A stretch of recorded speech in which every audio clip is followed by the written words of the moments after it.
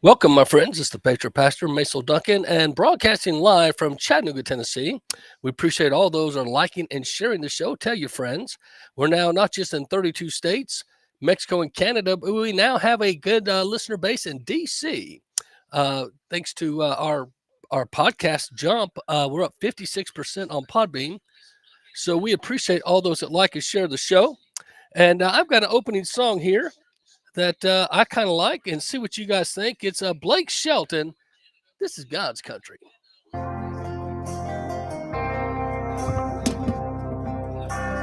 Right outside of this one church town, there's a gold dirt road to a whole lot of nothing. Got a deed to the land, but it ain't my ground. This is God's country. We pray for rain and thank Him when it's falling, 'cause it brings a grain and a little bit of money. We put it back in a plate. I guess that's why they call it God's country. I saw the light in a sunrise, sitting back in a 40 on the muddy riverside, getting baptized in holy water and shine with the dogs running. Saved by the sound of a pin found Dixie whistle in the wind that'll get you heaven bound. The devil went down to Georgia, but he didn't stick around. This is God's country. We turn the dirt and work until the week's done. We take a break and break bread on Sunday, then do it all again, 'cause we're proud to be from God's country. Yeah. I saw the light in the sunrise, sitting back in a 40 on the muddy riverside, getting baptized in holy water and shine with the dogs running. Saved by the sound of a pin found Dixie whistle in the wind that'll get you heaven bound. The devil went down to Georgia, but he didn't stick around. This is God's country.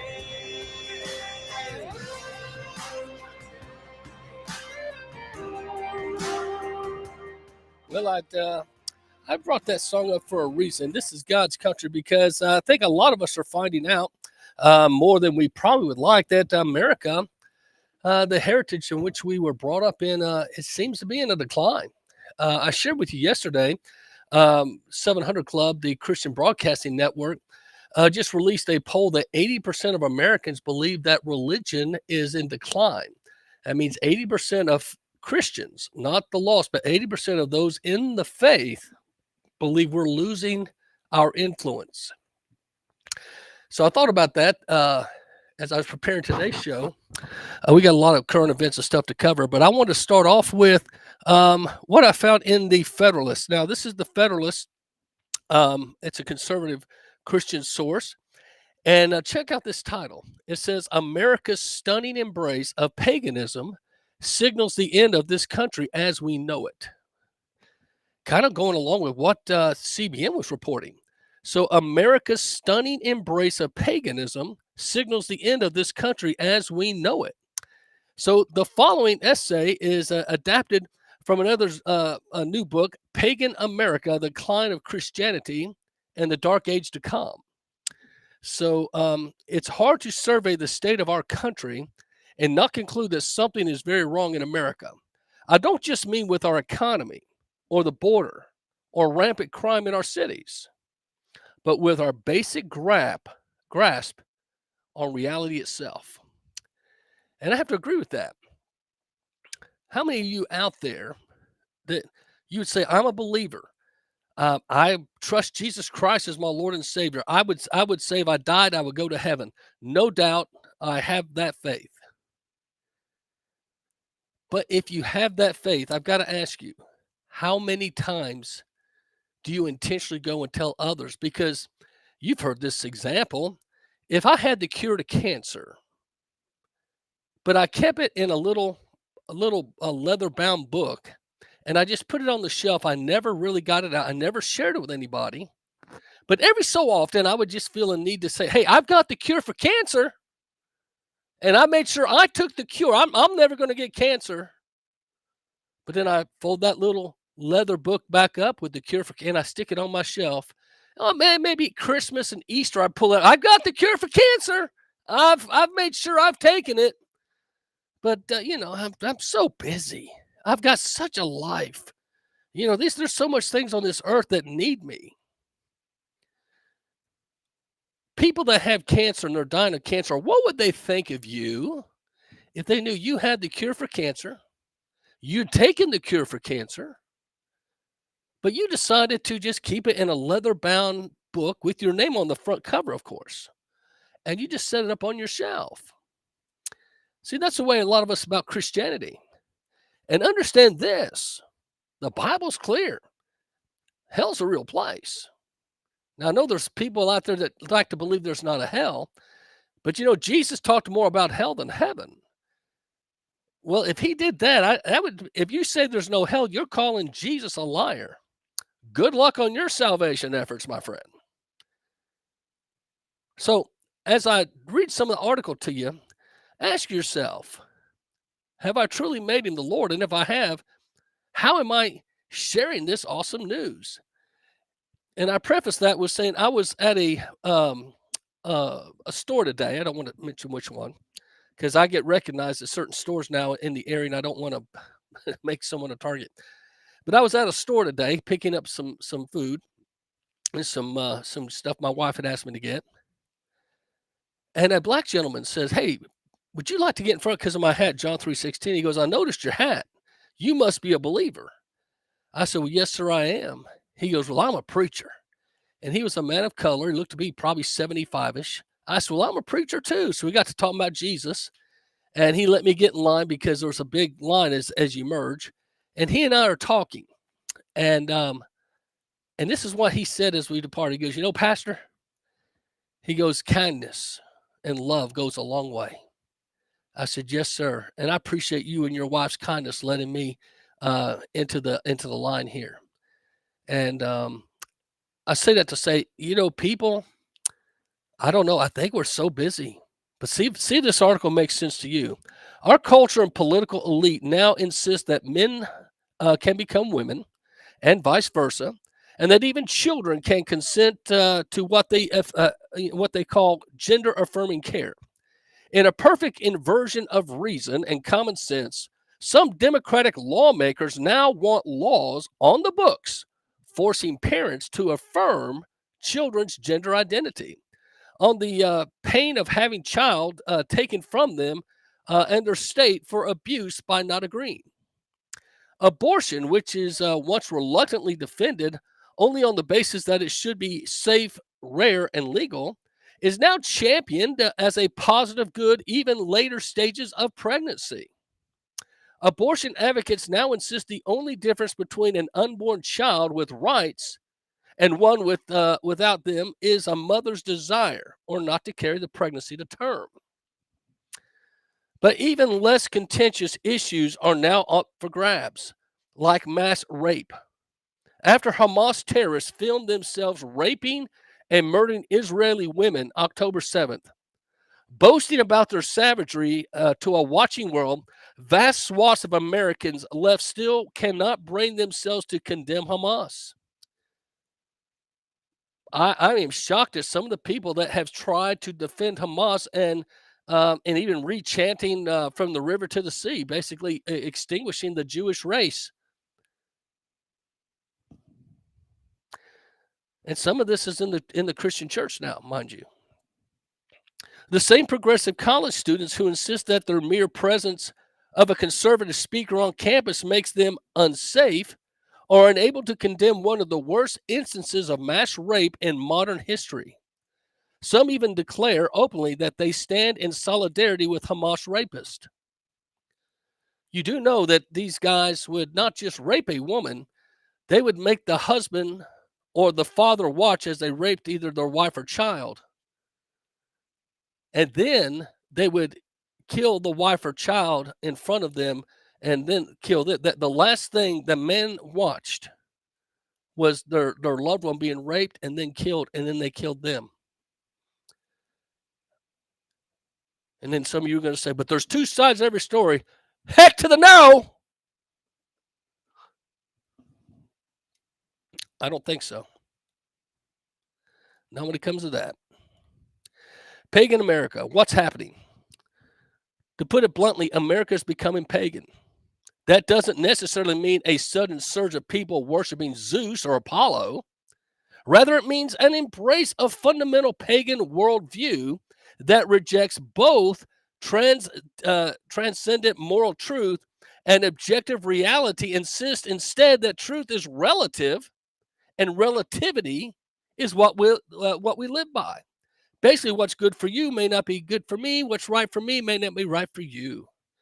Hey, you believe in Jesus? That's cool. I believe in Buddha. You believe in Allah. I believe in Scooby Doo. I smoke the weed. I don't do the weed. Whatever gets you to your enlightened being, please. The recall of the ancient pagans ascribed a sacrifice divine status is here and now to things or activities, even to human beings, if they're to be powerful enough. You've read your Bible, those of you that are Christians, you know about Pharaoh, Caesar. There were dictators, world that dominated the world at the time that the children of God had to live under, and how they endured. Now we're living a post-Christian era, okay, in the West, and are facing a return in modern guises of paganism. People actually willingly wanting to go back to worshiping, like a lot of Indians were pantheists.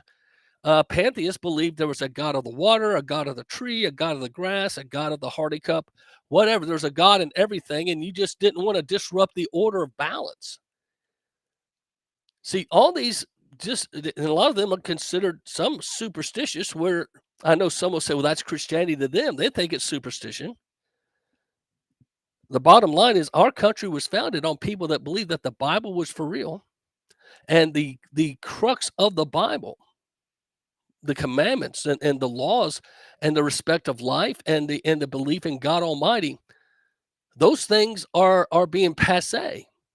They wanting to either rewrite history or deny our history, or try to even deny our founding fathers and act like some other group founded the America before they did, and just trying to rewrite national anthems, etc. So where do we go from here? I've got another article I pulled up here. This one is the Pew Research, 8 Facts About Atheists.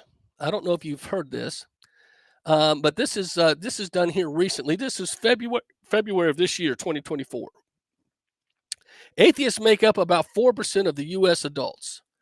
Now, a lot of us thought it was much larger, and I personally think it is as well. Pew Research, I think, is trying to their best to be fair, but I would have to guess it's close to double digit. It's got to be, to me, close to 10%. But anyway, they're saying 4%.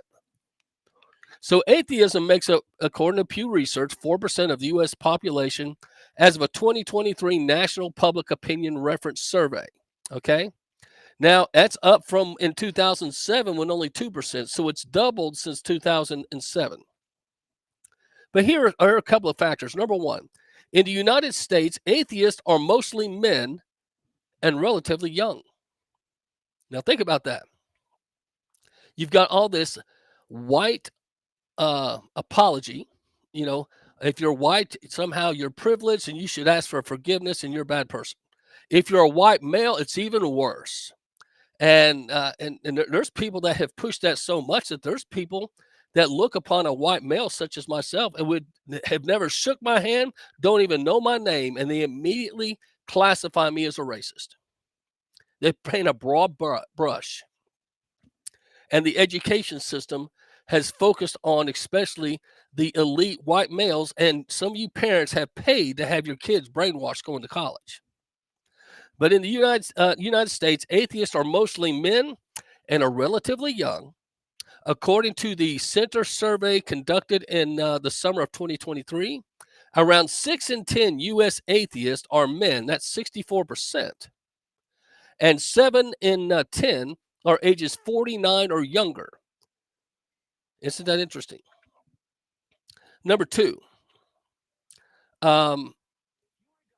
it goes on to say atheists are more likely than general public to be white. There's more white atheists than any other ethnicity in the America right now. Number 2, almost all U.S. atheists, 98% of those that claim to be atheist, say religion is not too or not at all important in their lives. That's no surprise. Number 3, U.S. atheists and religious affiliated Americans find meaning in their lives in some or in some other way. Interesting on that.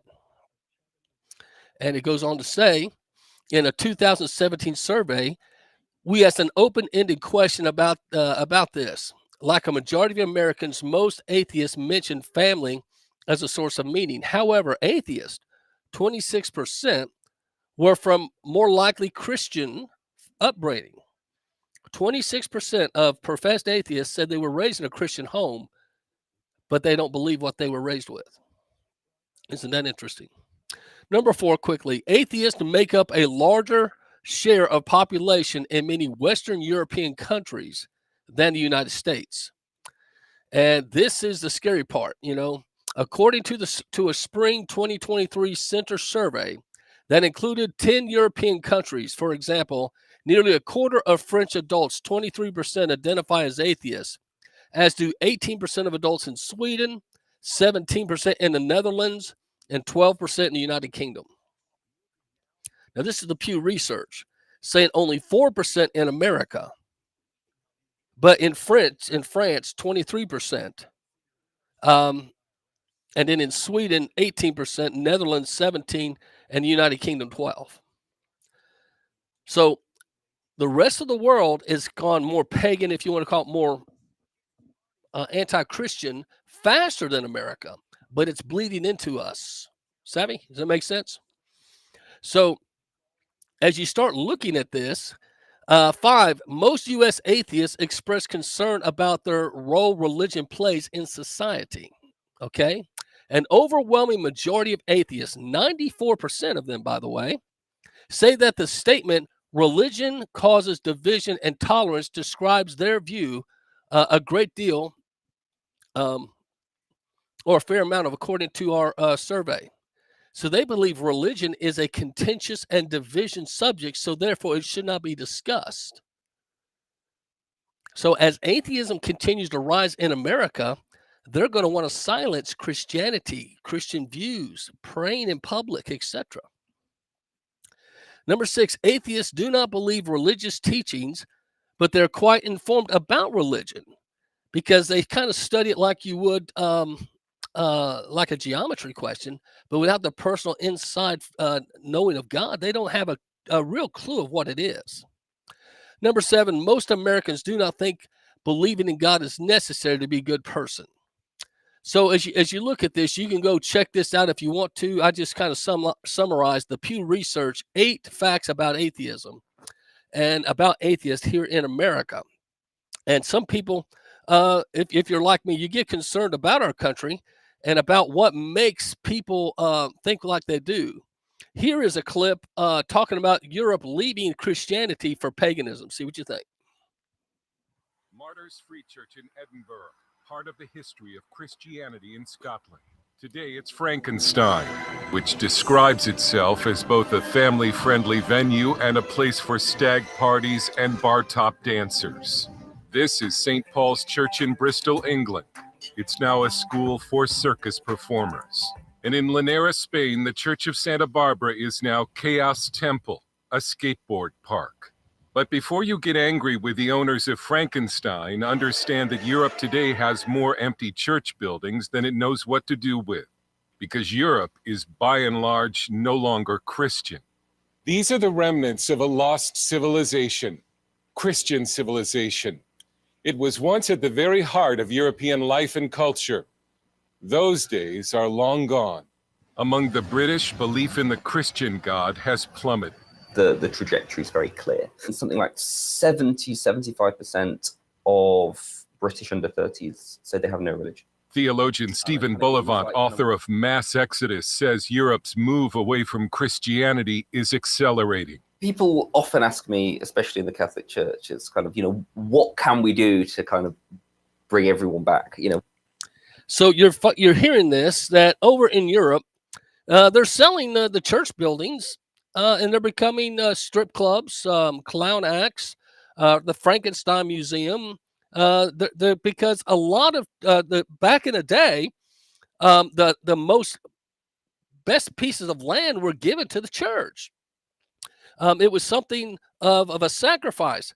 So what's happened is, over the last several decades, this prime piece of property, these churches that used to seat probably hundreds, if not thousands of people, when the church would get dwindled down to 20, 30 people, they couldn't pay the light bills. They had to close the doors or abandon the church, and it just sits there. So the banks and whoever, they're selling them to who wants them. Just down the road in Georgia, I was with a friend looking at property. We were talking, and they had taken an old Methodist church and turned it into a living residence, and had kept the stained glass windows and stuff in certain parts to have a little area. It's called a meditation area. But listen, I know what some of you are going to say. The church is the people. It's not a building, and that is absolutely true. And all churches have a cycle. Every church has a birth date and a death date, just like we do. It's not uncommon for a church, after so many maybe decades, to phase out or to branch off and start other locations. And that's, it's just part of the church of itself. It's like human kind. I met at Metro Tab today at a pastor's meeting, and it's a former business. When I was being looked at by Charles Stanley to be his youth pastor back in the day, they invited me to what was they're building now, the old Maybelline factory. And they gave me a tour and showed me where this was once a Maybelline factory and how they converted it into a temporary church. And then Charles Stanley said, why don't we just stay here permanently, instead of, they were going to buy land and build this big cathedral type.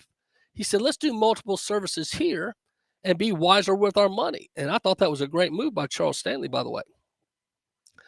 So it's not, the buildings don't need to be deified, but the fact that not just the buildings, but the people are in huge decline spiritually, I think it's very, very noticeable and very obvious. So I just thought I'd bring that to your attention, because a lot of people, I think, don't realize how detriment it is.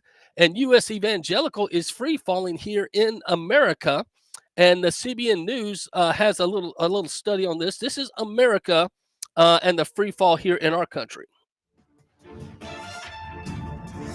American Evangelical Church in free fall.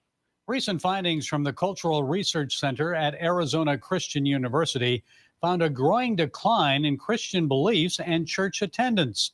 George Barna is Director of Research at the ACU Center. George, thank you for joining us. So the American church isn't bouncing back the way we'd hoped for after the pandemic. Evangelicals are in trouble. So tell us what's happening and why. Well, the big picture is when we look at some of the measures that often are looked at, like church attendance, we find that has dropped since the beginning of the pandemic. A lot of people dropped out of church, never returned. If we look at what's happened in the last 6 years, there's been a very significant decline from 56% of adults attending at least once a month down to 35% now. So that's a big drop. And if you want to go check that out, you can go to CBN website.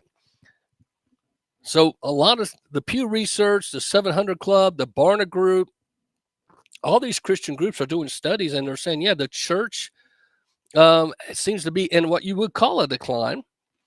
But there's also different ministries because of technology advancements. You have people using more online. You have people using like Zoom for Bible classes instead of coming to a building. So there's a lot of strategies out there. And I don't want to sound too doom and gloom in this. I just want to bring it to your attention that Easter's around the corner. And I think we need to pray for people to pray about getting back involved in a local faith community. I don't know where you call home. We all have our hometown, maybe. Chattanooga, I consider my hometown. I spent most of my formidable years here. And though I was not born here, my father was stationed up north. I was actually born up north and lived in New Jersey for a few years, but we moved to Chattanooga, Tennessee when I was about 8 years old. And I was here all through most of my elementary, all my junior high, high school, and my early college years. And so this has always been home to me. And so when I got to move back and take the pastor here at Appleton, it was great to come back home. I've been back 7 years now. But where is your hometown? And let me just ask you this. Where's your home church? Do you have a faith base that, hey, when you have a need, when the chips are down, who do you call? I hope it's not Ghostbusters. I hope you're going to call. You've got a pastor, you've got a lay leader, a small group leader, etc. Somebody you can call and say, "Listen, I need help, or I can offer help to you." That's what we need to have more of. So I just thought I'd bring that to your attention. That was kind of my opening statements, if you will, that we have this. And the other thing is that atheists are on the rise. And I was interested about this guy.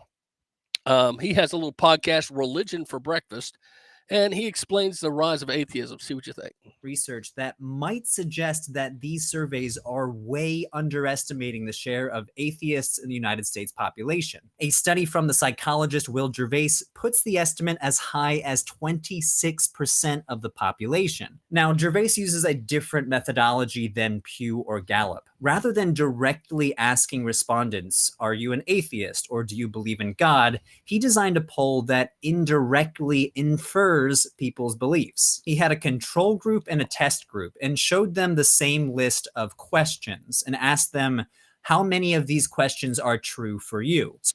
Now, by using this method, I want you to listen to it. He felt he got a more true response, and that his study is that atheism in America is closer to 26% or more. Remember, Pew Research said it's only 4%. And I think that's way low, very low. Listen to these survey questions and how he went about it. I don't think it's trickery, but see what you think. But he, with his conclusions, is it's 26% or higher. Listen. So the control group would be asked, I can drive a stick shift, I eat meat, I have played Scrabble, I have visited New York City. But then he asked the test group one additional question. I do not believe in God. So by doing that, asking some casual questions, and then asking, I do not believe in God. See, we did that when I trained my folks to go door to door and share Christ. We have these little surveys that we use, and here's some of the questions I would ask on the survey: who's your favorite actor or movie? That's not a very threatening question. And then I like to ask, who's your favorite artist or song? It tells you a lot about people. What's your favorite kind of food? Again, 3 very simple, non-challenging questions. And then when I'm out witnessing, then my fourth question is, do you have a relationship with God?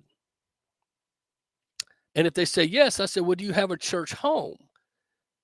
If they didn't say yes, I didn't say, can you tell me who the pastor is? That tells me a lot. If they try to just bluff and say, I go to so-and-so church, but they don't know who the pastor is, that tells you more than likely either they're not being 100%, or they're just trying to, they just want you to get out of their face. And I understand. I'm not an arm twister. But I will tell you this quick story. I was down at the beach, and I told my kids to go out soul winning. And I was a youth pastor, a very large church, and we had, I think, close to 900 kids at this camp down in Panama City Beach. And my plan was to send all the kids that want to go witnessing out during their free time, and then I was going to go back and take a nap because I was tired. When you're over the whole camp, you get exhausted. You're up late, up early. So they needed more leaders. More kids showed up to go witnessing than we thought. We thought maybe 100 kids. We had close to 200 that wanted to go share their faith because we made it optional. Well, then one of the kids said, hey, Brother Maisel could lead a team. And I'm going, oh, gosh. I know I'm very hypocritical sounding, but I'm just being honest with you. So to show you how I left my socks and shoes on, and I'm going up and down the beach. I'm in my tennis shoes and socks. Anyway, as I go up the beach, I asked those questions, and sure enough, I came to the one about church, and they said they went to Bellevue Baptist in Memphis. Now, I was at South Haven, Mississippi at the time at First Baptist Olive Branch, a very large church. And so bottom line, they didn't know who Adrian Rogers was. You can't tell me you went to Bellevue Baptist and you didn't know the pastor's name, so I could tell they were schmoozing me. But I was about to leave, and this little guy came up with a cheap little surfboard. And I asked him, I said, hey, a couple of questions. I said, do you guys go to church? And I lovingly stepped in view of his mother, and he said, no, sir, we never go to church. Well, then I asked, would he like to know Christ? And he said he did. And I asked his parents, I said, is it okay if I share with him what it means to be saved? And they shook their head, and I led that boy to Christ there at the beach at Panama City. Well, I was pumped. Went up the beach with my little team, teaching them how to engage people. And there was 2 girls burying this little boy in the sand. And to make a long story short, the girls, they did not want to get saved. They just said basically, hey, we're young. We're 16 and 17. We've just started experiencing party life. But our plan is when we turn 25, we're going to become a Christian. I kid you not. So after, I don't like to arm twist. After several attempts, they said, we'd appreciate it. And one even teared up. She goes, we're not comfortable doing that now. So I understand. Well, I looked at the little boy in the sand and said, you wouldn't want to give your heart to Christ, would you, young man? I sure would. He popped up out of the sand, and I got to take him through the track and led him to Christ. And then I go down just a little bit further. And as I went down a little bit further, there was a gentleman sitting, if you will, in the ocean. And the ocean was washing up on him. And as I went up to him, I said, hey, sir, with my team, would you like to know what it means to be a Christian? And he looked at me and said, me not understand no English. And I had my Spanish class. I wish I'd done better. I said, ¿Cómo está usted? He goes, muy bien, blah, blah, blah, blah. And I said, blur, that's all I remember. But our camp shirt I happened to have on had a picture of Jesus Christ on the cross. And as he stood up and I'm trying to communicate with my broken Spanish and his broken English, he finally pushed his finger into my chest and said, Jesus. Jesus. I said, yes, Jesus. Like the ocean washes the sand away, Jesus can wash your sins away. And I kid you not. With my broken English, his broken Spanish, he bowed his head. And he said the prayer to ask Christ in his heart. I know some of you want to doubt that maybe, but then he did this. He grabbed my hands, big, strong-handed man. Thank you, thank you, thank you. No one's ever told me of Jesus before. And he was weeping. Is at that time I looked down, Christian, and I saw my tennis shoes and socks were drenched. Because, see, if I'd had Masel's way, I would have gone back and taken a nap and missed the opportunity to lead those 3 people to Christ. On many occasions, I get frustrated with Masel Duncan. I can do better. I'm a pastor, but I'm telling you right now, I can do better, and I know that. And I ask you to be honest and ask yourself, can you not do better? There's people out there that would love to hear about Christ. They're not going to pull up at your church building on a Sunday or a Wednesday night or whenever you have your thing. We need to go to them. Jesus said, go into all the world. Make disciples, baptizing them in the name of the Father, Son, Holy Spirit. It's called the Great Commission. It's something I pray about all the time. But atheism, paganism, it's on the rise, and it's something we need to pray about and say, hey, how can I engage? Because it's a real thing. Stay awake from the threat of Christian nationalism. This is something I thought was interesting.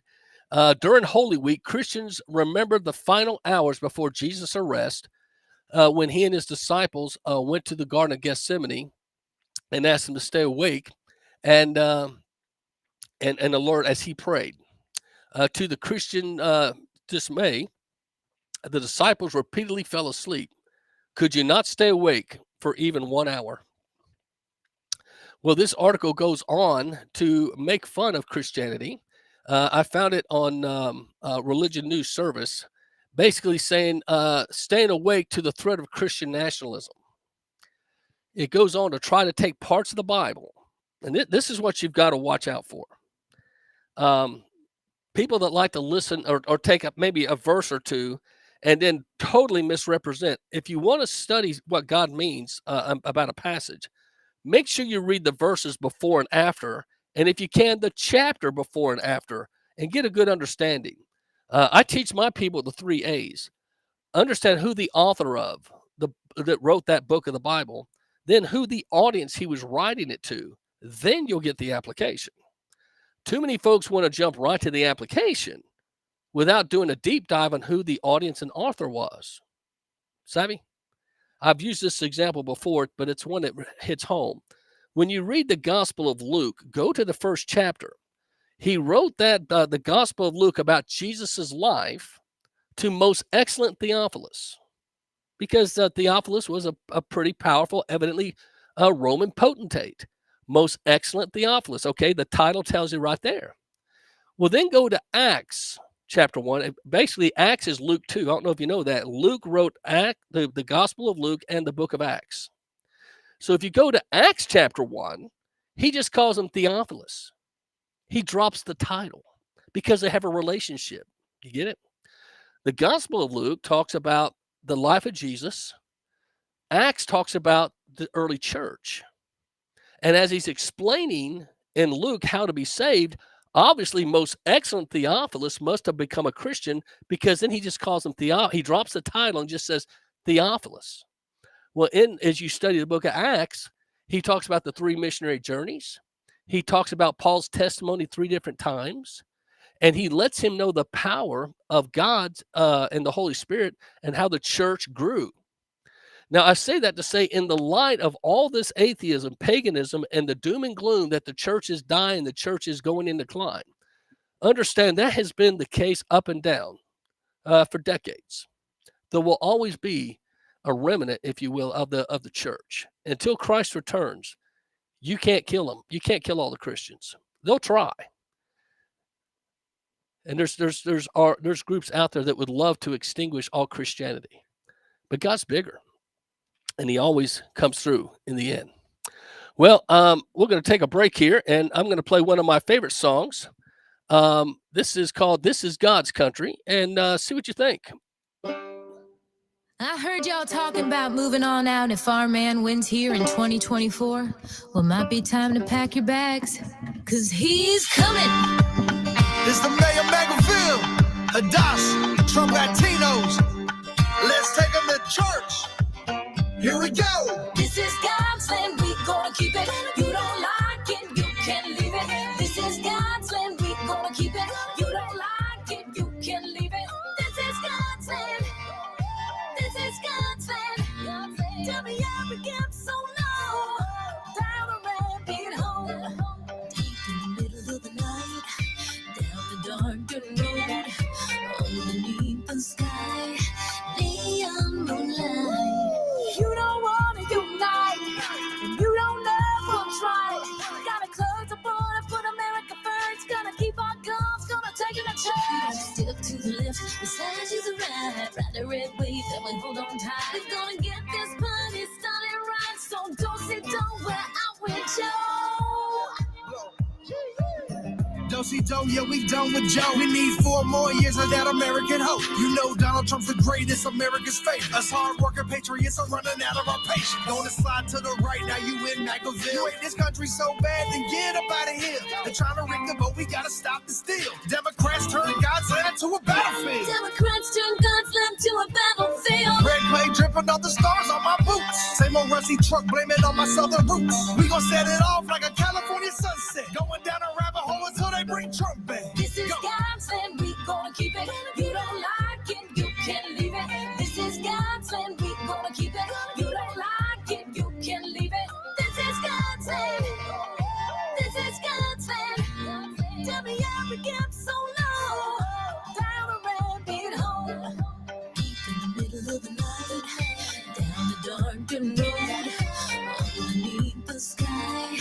Neon moonlight. I feel like God sent Trump to save America, to fight evil Democrats and save our children, yeah. It's gonna take a patriot, not a politician. We steady fighting for our rights in this crooked system. Pro-God, pro-guns, pro-freedom. It's a two-way Latin Weezy, you gotta feel them. In God's country, victory, we watermark the ballot. Welcome to Mar-a-Lago, the real Caesar's Palace. Welcome to Mar-a-Lago, the real Caesar's Palace. Deep in the middle of the night, down a dark road, underneath the spotlight, down the rabbit hole. We gon' stand and fight, God protect our rights. You know God loves all of us, and Trump's coming back for us. This is God's land, we gonna keep it. You don't like it, you can leave it. This is God's land, we gonna keep it. You don't like it, you can leave it. This is God's land. This is God's land. Tell me how we get so low. Down the rabbit hole.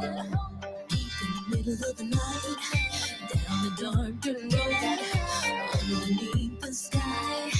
Neon moonlight.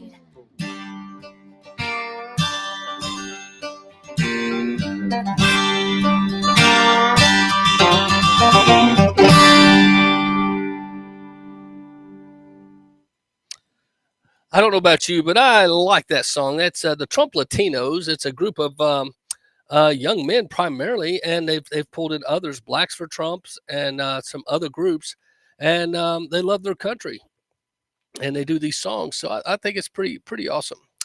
Well, a lot of attention has been about, as you all already know, the Baltimore. What's going on with the shipping? And I think a lot of folks wonder about that, and we're going to talk about that in a second.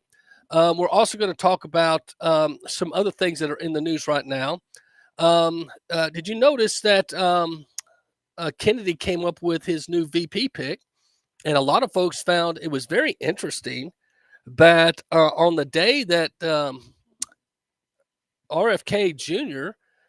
announces his VP and Donald Trump doubles his wealth and basically takes out Lolita James and whatever she had going, all of a sudden a boat hits a bridge. Just awful coinky dinks is all I'm going to say.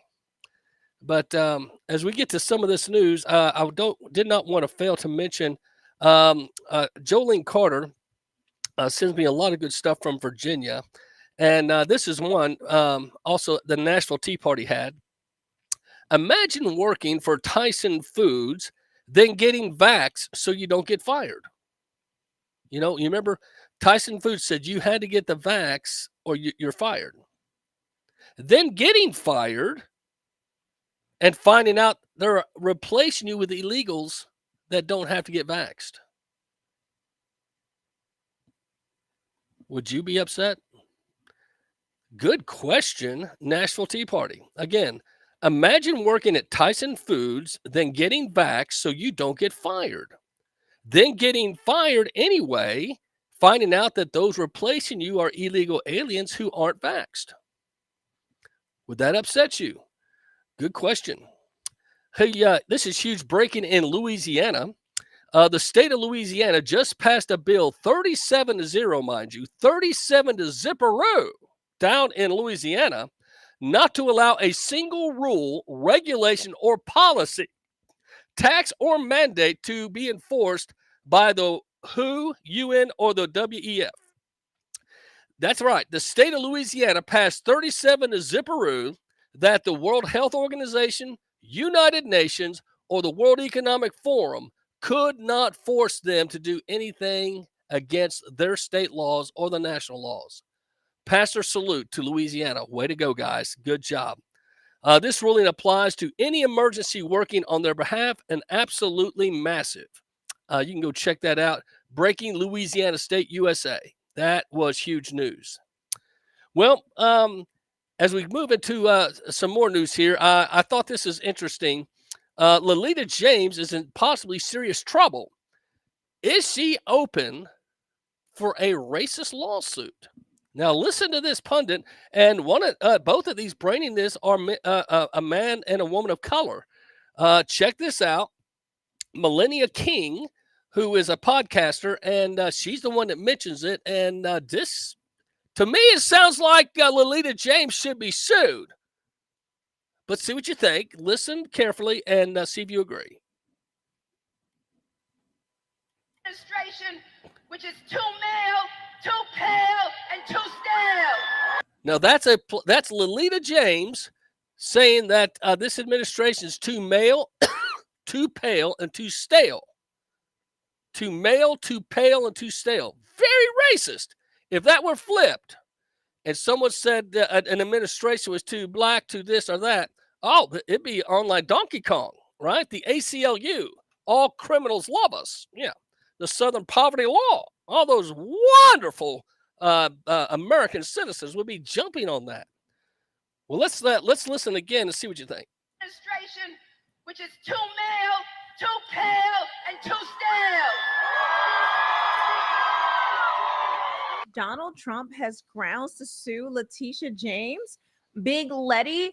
Yes, guys, I'm exploring this today because recently on Fox, the guests there actually made these claims and gave an argument to it. And this article here actually gets into it.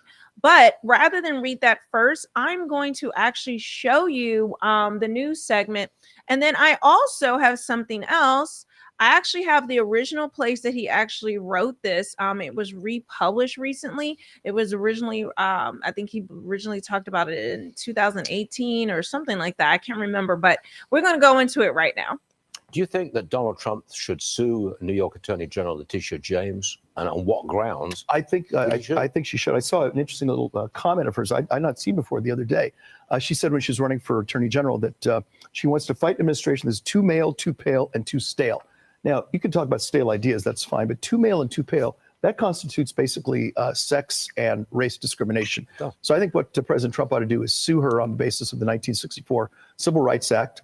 Her office gets federal money, in fact, $311 million approximately for various subsidies for law enforcement activity. So the federal money is flowing into her office, and if she is engaged in that kind of sexual and racial discrimination and that kind of language, I think she's wide open to exposure on the 64 Civil Rights Act. Donald J. Trump should sue Letitia James on the basis of civil rights.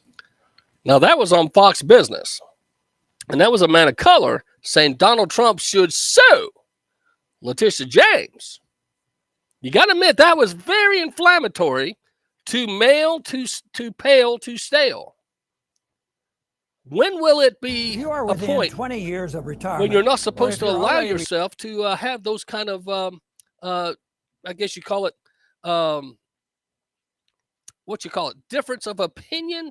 No, that's not difference of opinion. That's double standard. You can't have a double standard in the law. At least that's my belief. That's what I'm sticking to anyway. So here is nothing democratic about this.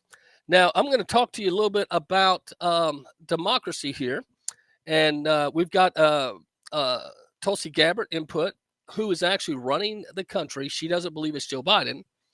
And her being a former Democrat, now independent, she might know something here. And then we're going to talk about the bridge. Laura Logan was on Steve Bannon and General Flynn and some other key people.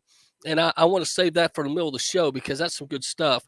We got some listeners that key in around 4 o'clock, and I want to make sure the 4 o'clock crowd gets that. So here is nothing democratic about this. Dems slammed for views towards RFK. This is interesting.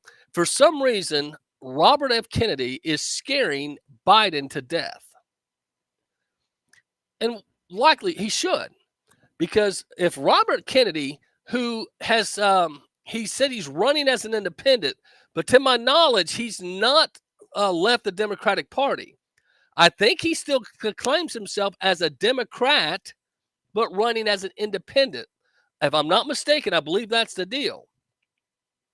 There's a good chance if Biden's popularity continues to tank, it may be Trump versus Kennedy and Biden gets left to the side. I don't know. But here is a Fox News. There's some good stuff here. Check it out.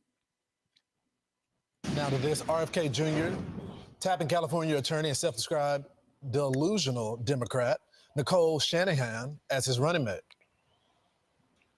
Our values didn't change, but the Democratic Party did. I worry for the party's overwhelming interest in elitism, celebrity, and winning at all costs. And I worry that they do it even if that means turning a blind eye on the issues that they all know to be true. This as a panicked Biden reportedly builds an entire operation to attack his candidacy. Check out that headline right there. Joining us now, National Director of No Labels and former Democratic South Carolina Congressman. Former Democrat South Carolina Congressman. There's a lot of former Democrats kind of leaning Kennedy's way. Interesting. Joe Cunningham. Joe, good morning to you. Hey, good morning, Carly. Thanks for having me. Good morning. Yeah, happy to have you. So what do you think about this entire operation to take Kennedy down? Well, look, I think two things have never been more clear. Number one, Americans are not happy with this rematch of Trump and Biden. And number two, they're desperate for another option. And No Labels has been working tirelessly to give them that option. We've seen Robert Kennedy step up. There's nothing more anti-democratic than trying to limit people's options. And it seems like the establishment is working overtime to simply try to block these candidates' access to the ballot. Typically. Now, let me comment there. They're not just trying to make it two-party. They're trying to give you only one option, Biden. Look at the links they've gone through to try to get Trump off the ballot, put him in jail, because they know there's not a Republican. Nikki Haley, Ron DeSantis, as much as they fluff some numbers together, the Democrats would roll all over them. They don't have the MAGA following, because what makes the MAGA movement special, this is my opinion, it's not totally GOP. And Donald Trump has been able to gather a group of folks that love this country. Many of them are not Republican. Some are libertarians. Some are independents. Some are Scooby-Doo, whatever. It's like a little blend. So I'll just say this. The main establishment, the Uniparty, is backing Biden because they know if Trump wins, Trump is like, in a way like Kennedy, he's an independent that's taken over a party. I think it's going to be interesting, and this is something that I was thinking on the way in today to the show. Could Robert Kennedy be running for not necessarily 2024, but 2028? Think about this. What if what he's doing is building a coalition, knowing that the Democrats are giving him the Heisman right now, but if he gets favorability, financial backing, he could do what Trump did to the GOP. He could hijack the Democratic Party and take it away because, listen, it's going to happen, thank God, soon. The Clintons are going to die, and their grasp on the Democratic Party and the Obamas now, they're kind of young, but those people that have got a grasp on the Democratic Party that are really very far left, they're anti-American. If true Democrats like Kennedy, not that I'd want to vote for him, but let's just say the Kennedys, the Tulsi Gabbards, people that lean left from us, but they don't hate America. I would love to see them hijack the Democrat Party like Trump has hijacked the GOP and see what happens if you could get the Rhino out of there and the Uniparty. I don't know if you guys see this, but could it be, just think with me, could Robert Kennedy be positioning himself for 2028? Because there's no way Biden's here in 2028. I mean, if he is, he's definitely going to be sucking oxygen and eating Jell-O from a tube. The dude is toast now. He will definitely be incapacitated by 2028. And I think Kennedy just might. That's my thinking. But going back to the Fox News, this is the gentleman that is an independent, if you will, former Democrat from South Carolina. Campaigns would go talk about the issues and go try to sell your ideas or your vision. But undercutting people's access to the ballot, particularly candidates, there's nothing democratic about that. I've got to agree. They've not only tried to keep Trump off ballots, they've tried to keep Kennedy. It's not talked about as much, but they're trying to keep Kennedy off ballots. Definitely in a lot of the Democratic primary states. That's why he had to go independent, because the Democrats weren't going to put him on the ballot. They've refused to have him primaried. They wouldn't allow any debates. Can you imagine if Kennedy, he's got a voice issue, against Biden, who has brain issues? That would have been a debate to watch, just for the probably the mechanics of it. But the point is, the Democrats wouldn't provide him also any Secret Service detail. That's really, I mean, especially with two Kennedys being assassinated, his uncle JFK and his father Robert when he was running. I just think that's very odd that the Democrats would risk the life of a fellow Democrat who lives in California but claims residency in New York. But anyway, enough of that. I think this is interesting. See what you guys think. This is Tulsi Gabbard. Okay, she was asked, Tulsi, who do you think is running the government? And this is Tulsi's answer. See what you think.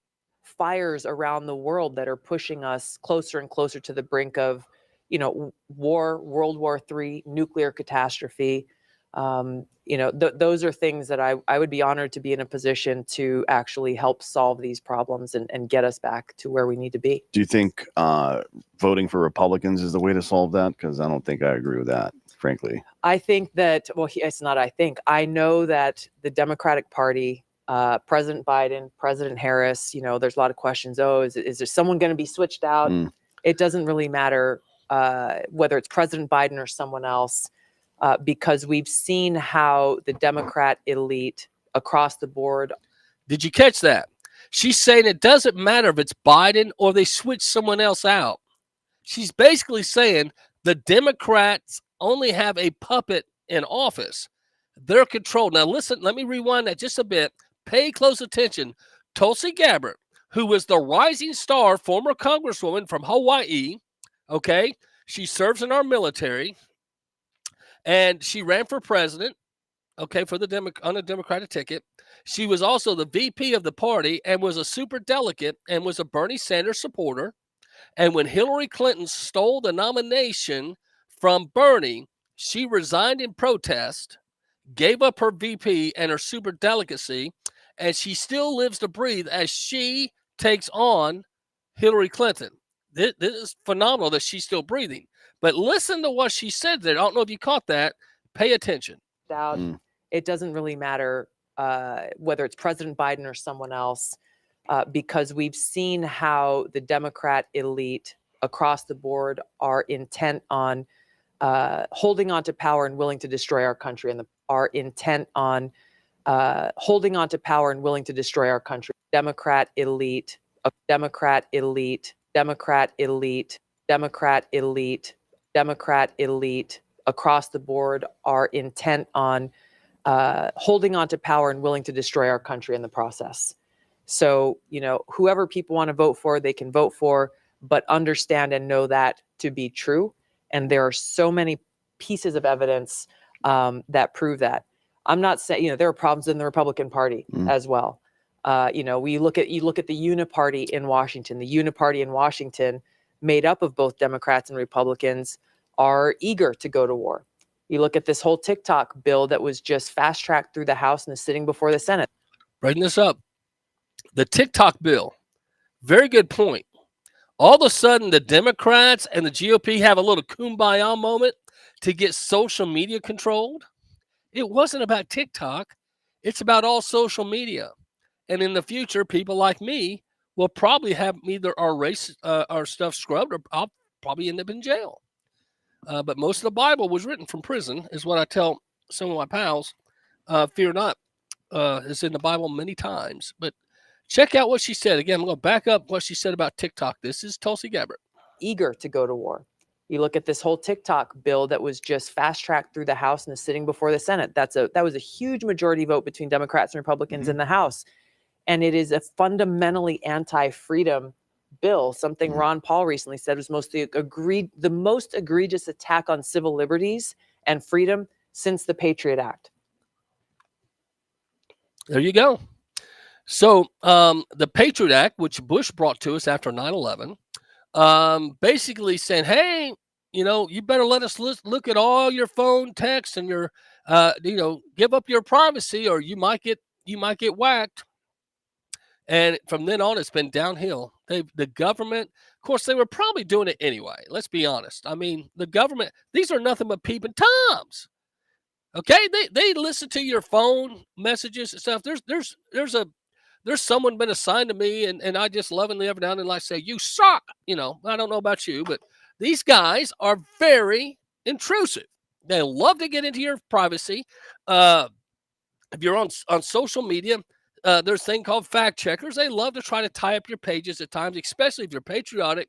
And every time you get close to an election, back when Donald Trump was running, 2016, I was pro-Trump, but coming up on 2020, I had just started my radio show, and a Facebook page my wife and I have had for 15 or more years. Tons of pictures and friends, thousands. I think we had close to 5,000 friends. They froze it because I was interviewing. How dare I? I interviewed some truckers up in Canada. We're calling in using Messenger, and they claimed that my Facebook account had been hacked by a foreign entity. So I sent in my picture, my driver's license, all the things they asked for to prove your identity, and they never gave my page back. And so that was then. This is now after this TikTok bill passed. And their big thing was TikTok is owned by the CCP, and China is getting all of our U.S. citizen information. Okay. Well, Facebook is supposedly American owned. Look up the word DARPA. Okay.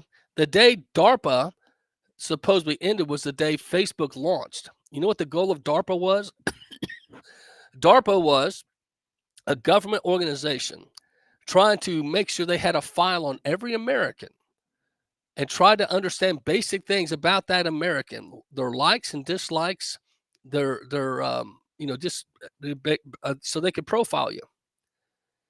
They came up with Facebook, and we all give it up willingly. Sometimes when you take those surveys, be smart, my friend. They'll ask you questions like your mother's maiden name, your pet's name. Those are questions that you use in most of your passwords. Don't give that stuff up. Be smart. So anyway, Tulsi Gabbard, thank you so much, because I salute you and I agree with you. And I think that's something for us to consider.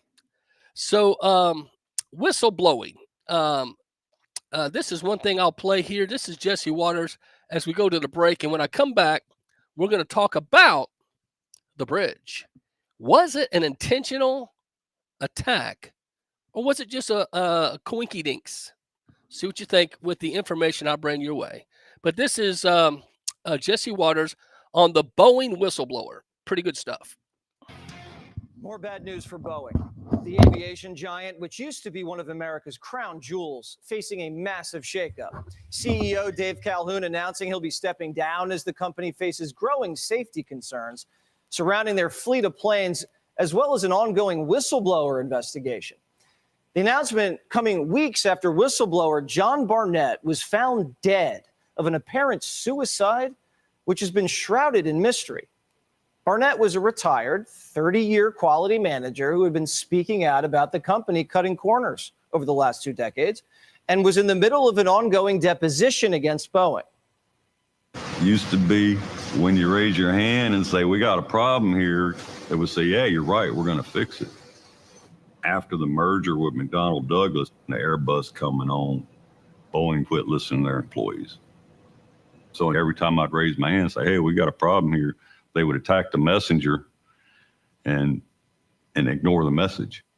Boeing allegedly pulled out all the stops and tried to silence their employees from raising concerns.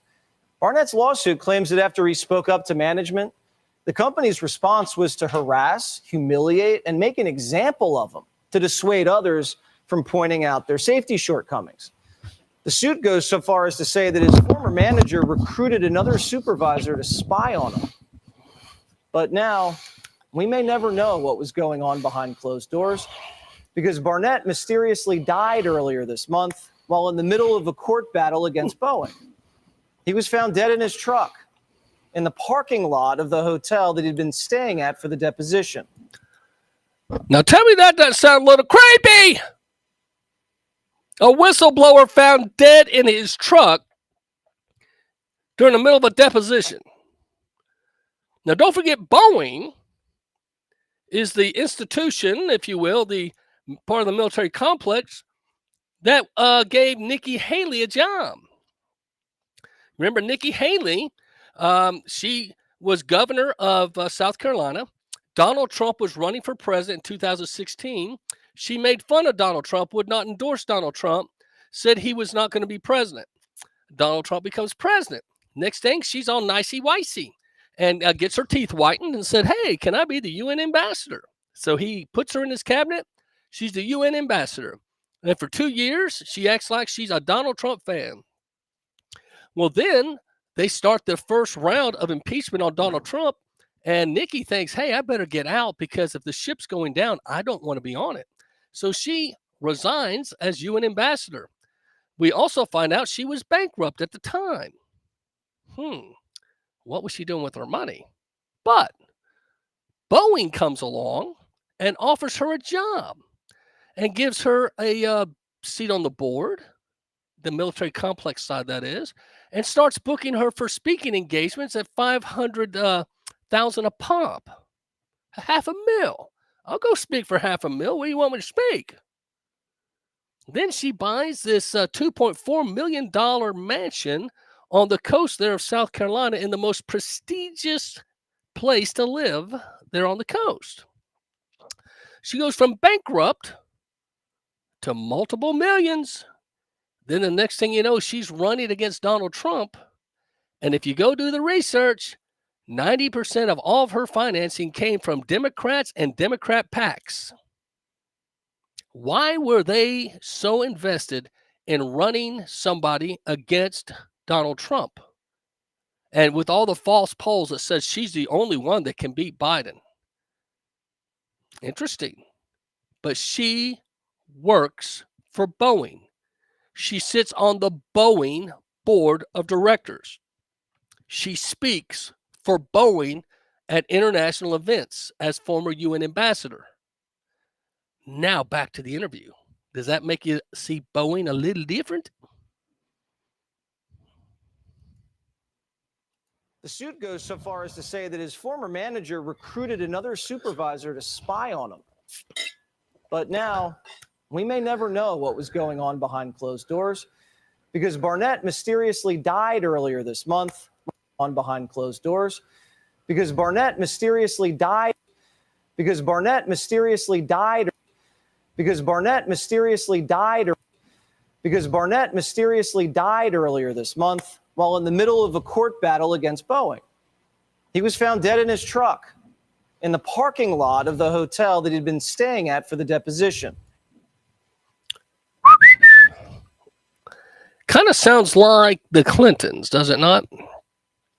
I've said this before. If you ever want to read an interesting book about the Clintons, there's one called Big Sister is Watching You, and it's by Tex Mars. It's about the Clinton years in Arkansas and through his first term. It lists all the people that died that had any relationship with them, be it security, be it in their administration, secretaries, people like Vince Foster, some names you would recognize.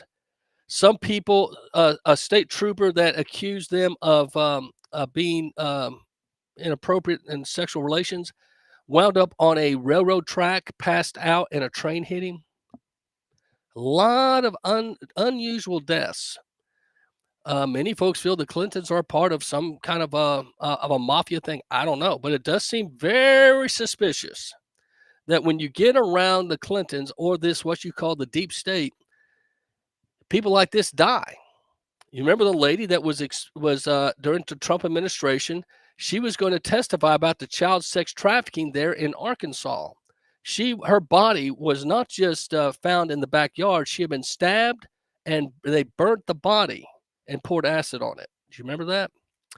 So Arkansas, by the way, is the only state that's self-sufficient. Out of all 50 states, it's the only state that has enough agricultural ability left that could feed its own citizenship. But thanks to Sarah Huckabee being there, she has been fighting off because the Clintons opened up the door for China to be buying property. They're in Arkansas, and Sarah Huckabee signed a deal saying, "Hey, get out, and you're either going to do it quick or you won't even get your money back." So, way to go, Sarah Huckabee. So, all this about Boeing, I just thought was very interesting, and I think it's very, very, very revealing. Speaking on sexual inappropriateness and the Clintons and Epstein, I've got to also remind you, Diddy got his homes raided and is being accused of child sex trafficking. Everyone is talking about today. The feds raided homes in Los Angeles and Miami that belong to rap mogul Sean P. Diddy Combs. And tonight we hear those raids are linked to possible sex trafficking. A criminal defense attorney will share his perspective in a moment. But first, here's the latest on the situation unfolding on two coasts.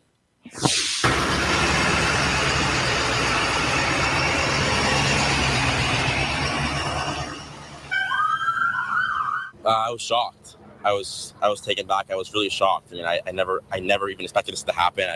More people coming out. Who's this guy? Yeah, they're all kind of dressed Definitely alike. shocking and hectic out here in Holmby Hills at one of Sean Diddy Combs' homes. We were first on scene as it all unfolded. We came right in the middle of the convoy of about 40 undercover law enforcement vehicles before they even put up the crime scene tape. The Department of Homeland Security making a big bust, officers say, in connection to a sex trafficking investigation. While it was all happening, investigators were also raiding his home in Miami. Homeland Security has not yet released details or named Diddy as the focus of the investigation. The 20-year-old Ryan Mendelson, he's lived nearby his whole life, and he often visits his best friend just a few doors down. But I've seen maybe once a week girls lingering outside. I drive by a lot, and I see that a lot of girls, maybe 5 or 6 girls outside.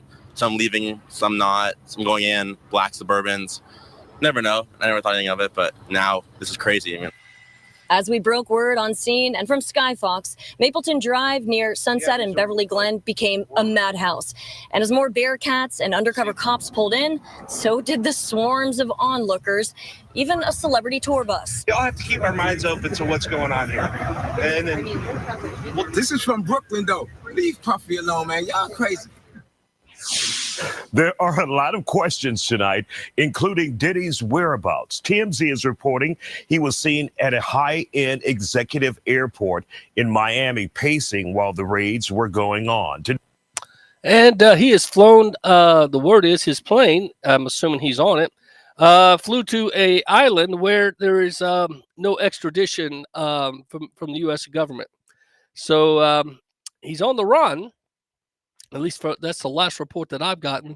So Diddy, and now the interesting thing is all this child sex trafficking and all these people, rapper Kelly that went down when Donald Trump did the takedown of New York sex mafia, he claimed that there would be more and that he would be willing to roll over on other people of influence to get a lighter sentence or to get some kind of a deal.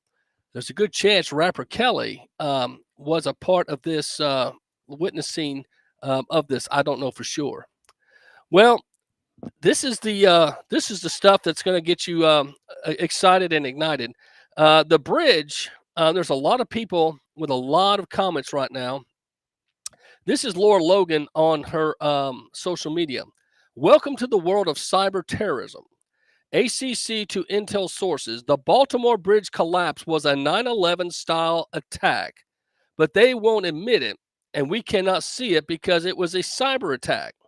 All the SCADA systems that run our critical infrastructure, like sewage, electric grid, shipping, etc., are all wide open systems with no encryption because it's too expensive. They can shut us down anytime they want. Now, that's Laura Logan. Now, the interesting thing about this port, a lot of folks don't realize, Baltimore Bridge, 81 billion trade crisis, okay? So when you think about this bridge and it going down, the trade there, the ship's crash sparks a chaos of U.S. goods as a collapse blocks ninth largest hub for foreign goods and handles 52 million tons a year, with 10 vessels stuck in the harbor presently because they were trapped after the bridge went down. So I'll repeat that. The Baltimore Bridge, 81 billion trade crisis. It's a lot of money. The ship crash sparks chaos for U.S. goods as collapse blocks 9th largest hub for foreign goods. It's the 9th largest in America, and 52 million tons a year. So when you think of the imports, okay, what comes in, that is 750,000 cars and light trucks across that bridge, 1.3 million tons of farm and construction machinery, 1.2 million tons of sugar and salt.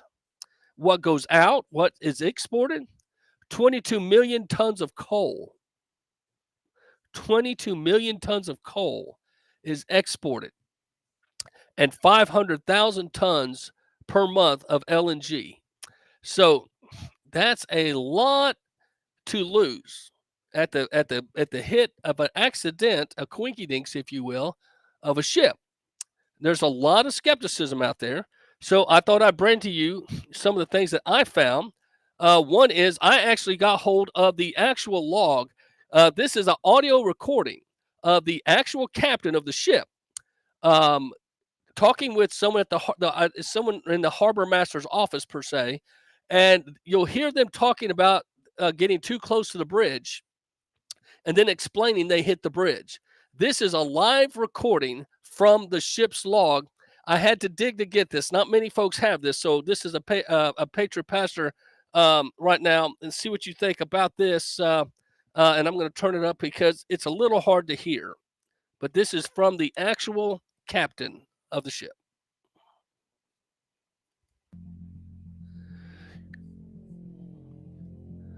The dispatchers. One of you guys on the south side, one of you guys on the north side, hold all traffic on the Key Bridge. There's a ship approaching. It just lost their steering.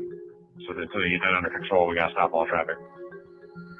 Yeah, we're all, I'm en route to the south side.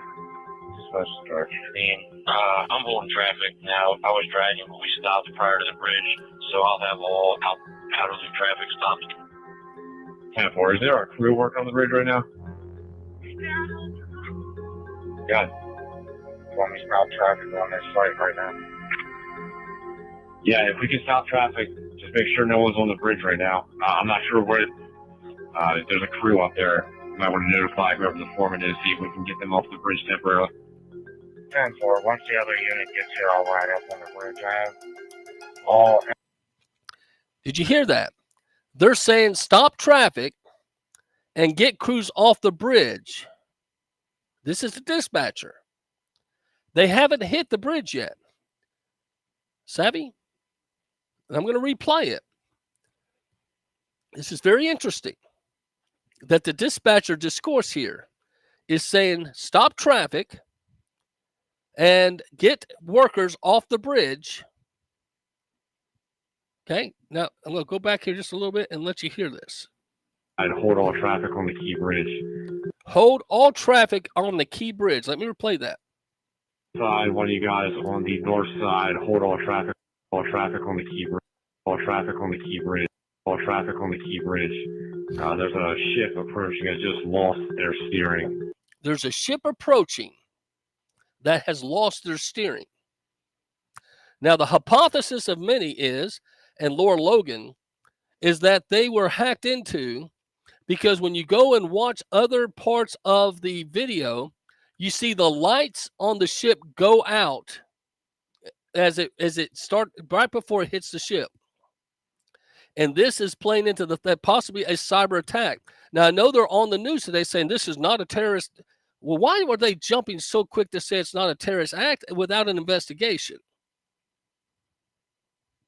Again, this is the dispatcher. Listen carefully. One of you guys on the north side, hold all traffic on the Key Bridge. There's a ship approaching. It just lost their steering. It just lost their steering. It just lost their steering. It just lost their steering. So until you get that under control, we got to stop all traffic. Yeah, we're all... So the ship lost its steering, and they're going to the dispatcher saying, hey, we've lost control of the ship, basically. and it goes on as you heard. Then get all the workers, stop the traffic, etc. So with that said, that is the actual dispatcher, and that's very interesting to me that's going on. And so you've got a lot of people concerned about that, that's the case. And then we've got this is the, I guess you would call the inflammatory interview. But it's let me play this one first. This guy goes on to explain about the importance of this harbor. This is a very big port, and hear what this guy says on the Steve Bannon Show. Go to Unhumans. Go to Amazon right now and check it out. Dave Walsh, I'm gonna hold you through the break, but let's start it. Just walk me through how important this bridge was built for a reason, a very important reason, and tell me why it was built and what goes across it. Well, Highway 695 goes across this bridge. It's an essential part of the artery spanning north to south down the East Coast for materials, of course, human beings traveling, but for essential materials. In this port, I spent a lot of time studying ports in the eastern U.S. to decide where to ship turbines from. We're manufacturing here 400-ton devices. Baltimore and Charleston are the only ports north of New Orleans that can deal with heavy loads, heavy break bulk loads over 110 tons. The rest of the ports from New York to Miami to Tampa to Jacksonville handle cargoes in containers, junk, TVs, clothing, minor materials, cars, yes. But when you're talking about heavy industrial machinery, heavy loads, farm machinery, steel, steel-making equipment, hazardous materials, agricultural products, and coal and LNG, the Port of Baltimore handles all of that. It's essentially strategically important to the nation for the exportation of LNG, the exportation of coal, heavy machining, minor materials, cars, yes.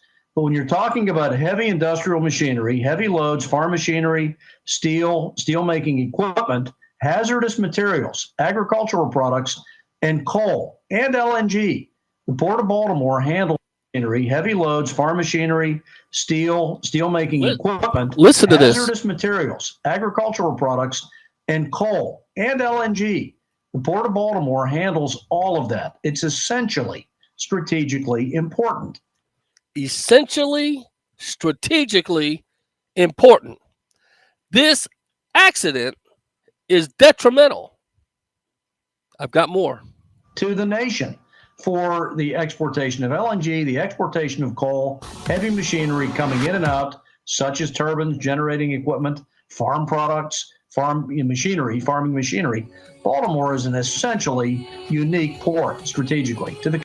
So Baltimore is very, very important. Now, this is Laura Logan. I believe she was on the show here, and Laura Logan holds no punches back. Okay, I'm going to skip ahead. Now, those of you that I don't know how the 17 community, you're going to everything she says, you're going to go Yahoo. There's going to be skepticism from some of you, but understand she is an investigative reporter. She's been at all levels. She's won multiple awards, and she is convinced this was nefarious. So see what you think. You say there may be something, and here's the other thing that concerns me. Why they run to the mic? Had McCabe on this morning on at sunrise on CNN saying it's not terrorism, it's not terrorism, it's not. It might not be terrorism, but why do you come to the mic right away? These are the type we need facts, we need empirical evidence, we need an investigation. What is your investigation telling you? Well, I have a better question for you, Steve. Why are you coming to the mic telling the country that it's not terrorism when your own intelligence agencies are telling you it is? And I know they are, because I didn't make this up. These are not my words, right? I'm talking to people who are on the inside, some who are on active duty, some who are retired, and everyone, literally from critical infrastructure in Department of Homeland Security to the intelligence agencies, they know there's no other, this is a cyber attack on a critical infrastructure corridor for the United States. This is, for those people who think this is just a river, this is in Baltimore, what does this matter? You don't know anything about what you're talking about. The I-94 corridor on the eastern seaboard is literally what connects the north and south. And when I talk about hazardous materials, right, this is a brilliant, well-planned strategic attack on one of the most important supply chains in the United States of America. The only other one is in the western side in California. That's the only one that's busier. And what you have done, you now have shut it down. And when I talk about hazardous materials, what are we talking about here? This is refined fuels, right? This is propane gas. This is diesel. This is fuel. This is flammable materials. This is oversized loads, nitrogen, chemicals, everything that you need for your economy to move has literally just been shut down for 4 to 5 years. And how did they do it? They knew that they had to target one of 2 main anchor points on that bridge. There are 2 load-bearing pylons that any structural engineer can identify that are on the end of each side of the bridge. These are the ones that are thicker and stronger than anything else on that bridge. And when you hit one of those pylons, when you take that out, the reason you see so much of that bridge collapse instantly is you just brought 50% of the span of that bridge coming crumbling down. And what you don't see beneath the surface of the water, Steve, is absolutely catastrophic. It is a structural nightmare and a logistical nightmare because you have the entire bottom part, the concrete part of that bridge, and you don't know the extent of the structural damage to that. And you won't know it until you pull all of that infrastructure out of there and you get to look at it. And so you're talking 3 to 5 years at best.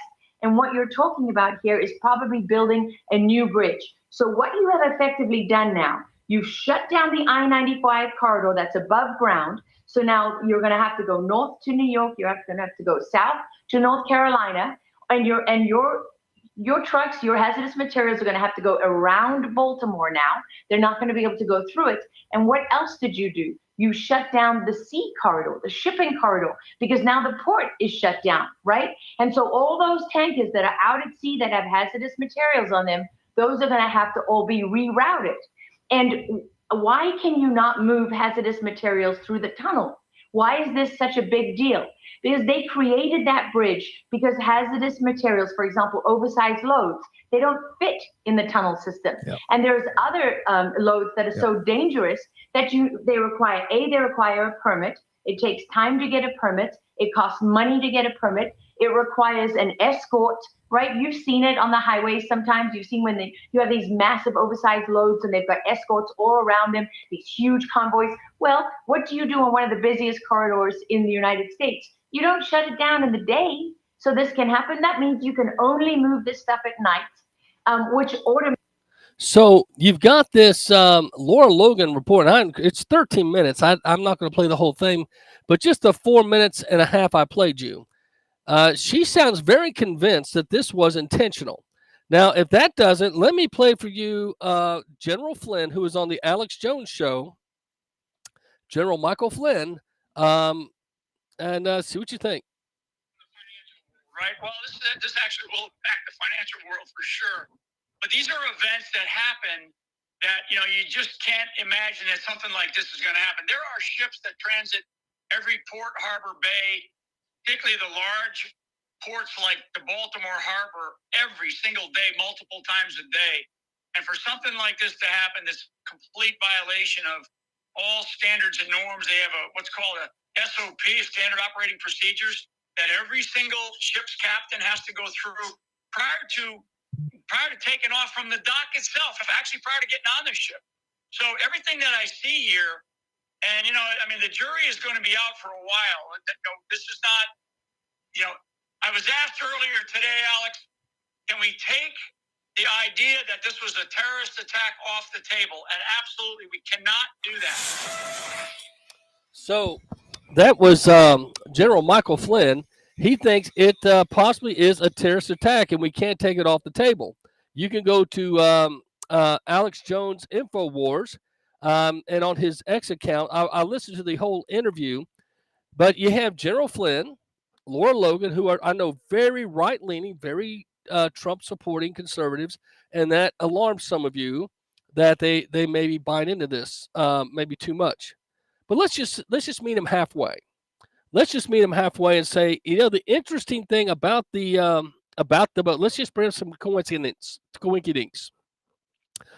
On the day that Donald Trump is announcing, if you will, victory, that he beat Lolita James's attack on his properties, because let's face it, they were ready to celebrate the shutting down and the padlocking of Trump Tower, etc.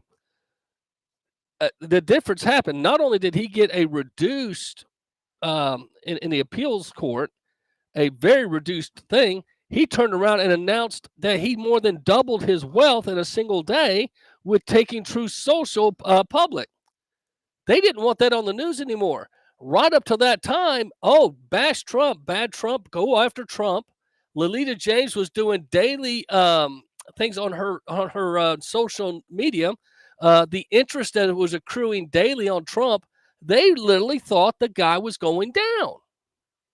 So don't you think it's very interesting that next day the boat accidentally hits the bridge? The other thing, on that very day that RFK, the Democrat running independent, announces his vice president candidate, whom a lot of I guess upper echelon Democratic women like, they clog the news cycle with the bridge and the ship. So Robert Kennedy lost what little edge he had being an independent. The splash they were hoping to make by getting the former Google tycoon's wife, and she's very rich. She sponsored his Super Bowl ad, $4 million. Think about that. I'm just saying, the day that would have meant a lot to Kennedy's campaign, the day Donald Trump gets good news, a ship hits a bridge. I mean, that's something that's just to consider. The other thing to consider is the high impact this is going to have. They said it's going to take years to rebuild that bridge. I can't remember how many years it took to build it. It was I don't want to try to misguess, but I think it's more than 10 years to build the bridge. Now, today's technology may be faster, but we're talking years. And the impact it's going to have on these other areas, it's just interesting. Very, very interesting. And Laura Logan does bring out a good point. Because of the expense, we're open to cyber attacks in so many parts of our country. And again, if I play you the log from the actual the boat, you could tell they had lost the ability to steer the ship. This is the dispatcher again saying we've lost the ability to steer the ship. Something had taken over the ship. Listen carefully. I need one of you guys on the south side, one of you guys on the north side, hold all traffic on the Key Bridge. There's a ship approaching that just lost their steering.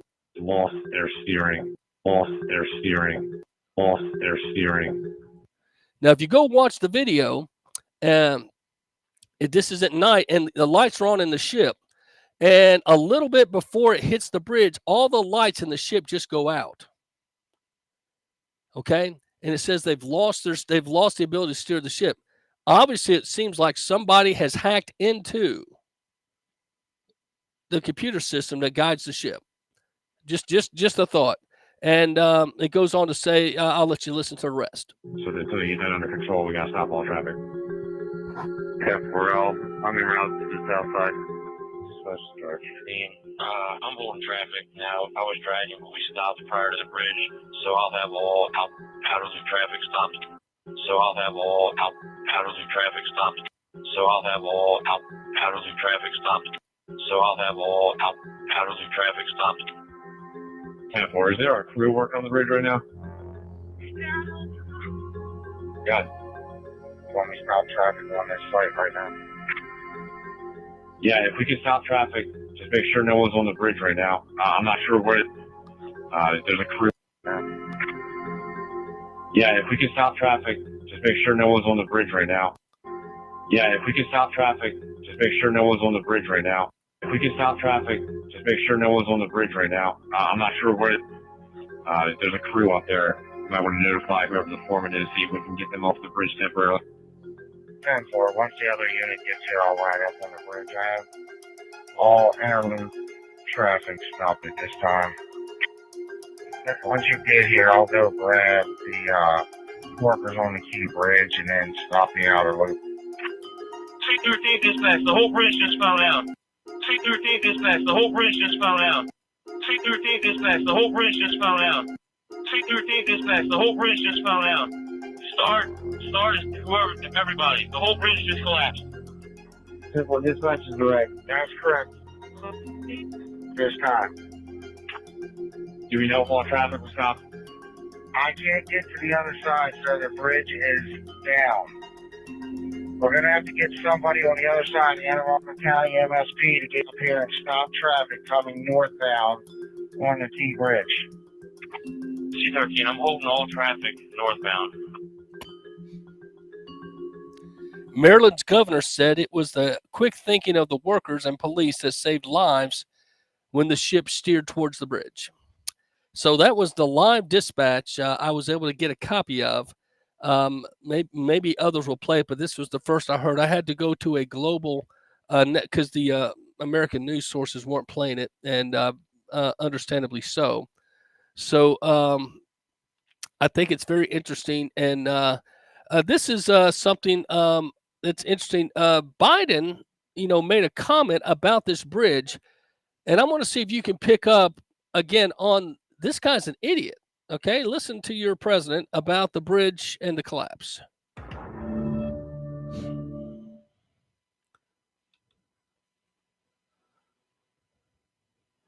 At about 1:30, a container ship struck the Francis Scott Key Bridge, which I've been over many, many times commuting from the state of Delaware either on a train or by car. Been in Baltimore Harbor many times. And the bridge collapsed, sending several people and vehicles into the water, into the river. And multiple U.S. Coast Guard units, which are stationed very nearby, thank God, were immediately deployed along with local emergency personnel. Hold up. Wait a minute. Something ain't right. At about 1:30, a container ship struck the Francis Scott Key Bridge, which I've been over many, many times commuting from the state of Delaware either on a train or by car. Oh my God. Biden claims he commuted over collapsed Baltimore Bridge by train many times. There's no train tracks on the bridge. What's he talking about? There's never been a train on that bridge. It's a car and commuter bridge. Jello brains messed up again. The guy is like the gaffed gift that keeps on giving. I just don't understand. The Chevy Silverado with available Super Cruise. Now this is so you can drive. Hang on just a sec. There we go. We've got here's what surprised structural engineer professor about the Baltimore Bridge had to say. If you're wanting to know just from a professional standpoint, okay? Check this out. He's live for us now at the Betsy Ross Bridge here closer to home. Right, and John, you're learning more about the safety of our local bridges tonight, huh? That's right, Rick Shar. That's what we've been looking into, like at the Betsy Ross Bridge just behind me. This is very similar to that bridge in Baltimore. It was built around the same time, within just a few years, and it's almost the same total length as well. But this bridge has one big difference, and it's not what's on the bridge, it's what's in the water. 8.5 million vehicles drive across the Betsy Ross Bridge over the Delaware River every year. And after the catastrophic collapse of the Francis Scott Key Bridge in Baltimore this morning, a similar structure, we wanted to know what safety measures are in place here. All of our bridges have protection systems in place to prevent ships from striking. John Hansen is the CEO of the Delaware River Port Authority. He's closely following this collapse. But he says the key difference sits in the Delaware River near the bridge support piers. When you talk about the Betsy Ross Bridge, we have concrete dolphins that are protective against ships that will prevent a ship from striking the pier. So if you look at the pictures, they got these big cement blocks that you would actually hit first. That's a distance where it would not hit the bridge. Well, they have them, but the other did not. So that's interesting. Everyone's talking about this bridge and the concern that they have. So I just thought I'd bring this to your attention. I don't know where you're at on this. A lot of folks are saying, hey, let's wait and see. I personally think they need to have an investigation that's more transparent. But to immediately say this was not terrorist attack, I don't know. I don't like it when they immediately say that. And I kind of agree with what General Flynn says. He also goes on to say it could be a black swan event. And you may say, what is a black swan event? I had one of my listeners ask me that today. Well, Catherine Herridge, if you remember on CBS News, formerly with Fox, was one of the conservative voices. And in January, they went around on a Sunday roundtable. It was the beginning of the year. What are you looking forward to, or what do you expect most of 2024? Well, all the others were saying all these happy, clappy statements, and just by luck of the draw, she was last. She said, well, my biggest fear is that we're going to have a black swan event this year that's going to impact the country, if not the election. And it got quiet. A few weeks later, she was let go from CBS. And as you guys remember, they accessed her computers and were trying to find out. She had some secret sources she had been doing a story on. And CBS News still has yet to apologize, but she was let go. So that's interesting. So she predicted a black swan event. Many others have talked about the potential of that. And then for General Flynn, who worked in the intelligence, NSA and all that stuff for a living as a 2-star general, there's things he knows, okay? And I don't think he's blowing smoke when he says it. Now, he's got a movie out, and I think it's something you might want to pay attention to. But if you go listen to the full interview on the War Room, they talk about it, but I'm not going to play all that today. So I just thought that was interesting. Have you ever thought who is actually, well, before I get to who's running the country, We are continuing. let me go to this I found also. The Gateway Pundit put this article out saying the captain and crew of the DALI cargo ship were taken to Walmart before the ship crashed into the Key Bridge. I thought this was interesting. The Baltimore Sun reported that captain and crew of the DALI cargo ship that crashed into the Francis Scott Key Bridge were taken to a local Walmart to shop before the departure early Tuesday morning. The Apostleship of the Sea director, Andrew Middleton, told the press he took the captain and the crew members to shop at a local Walmart over the weekend. The Apostleship of the Sea is a Catholic ministry that helps crew members of international ships run errands, go shopping, and perform other tasks. Post 9/11 security measures require crew members of international ships to be escorted through port areas by vetted persons. Middleton told USA Today that as soon as he heard the news that the cargo ship crashed into the Key Bridge, he messaged one of the members on the WhatsApp and asked if everyone was all right, to which the crew member responded everything was okay. Delhi's crew spent weekend in Baltimore before heading back to sea, but the ship instead was struck by Key Bridge. The question is, was the ship abandoned to a point that somebody could have slipped on board and created the sabotage while they were at Walmart? Interesting thought. Don't know. Something to consider. Something to consider, as you always do. You're always just wanting to be open-minded and say, hey, what could the potential be?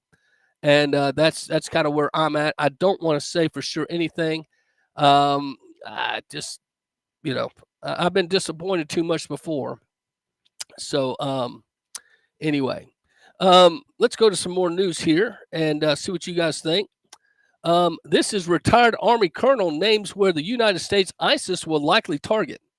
If we are attacked, this guy, former United States Army, believes what he believes. If he knew anything about ISIS, this is where he thinks they would attack. Get back to that deadly ISIS-K terror attack.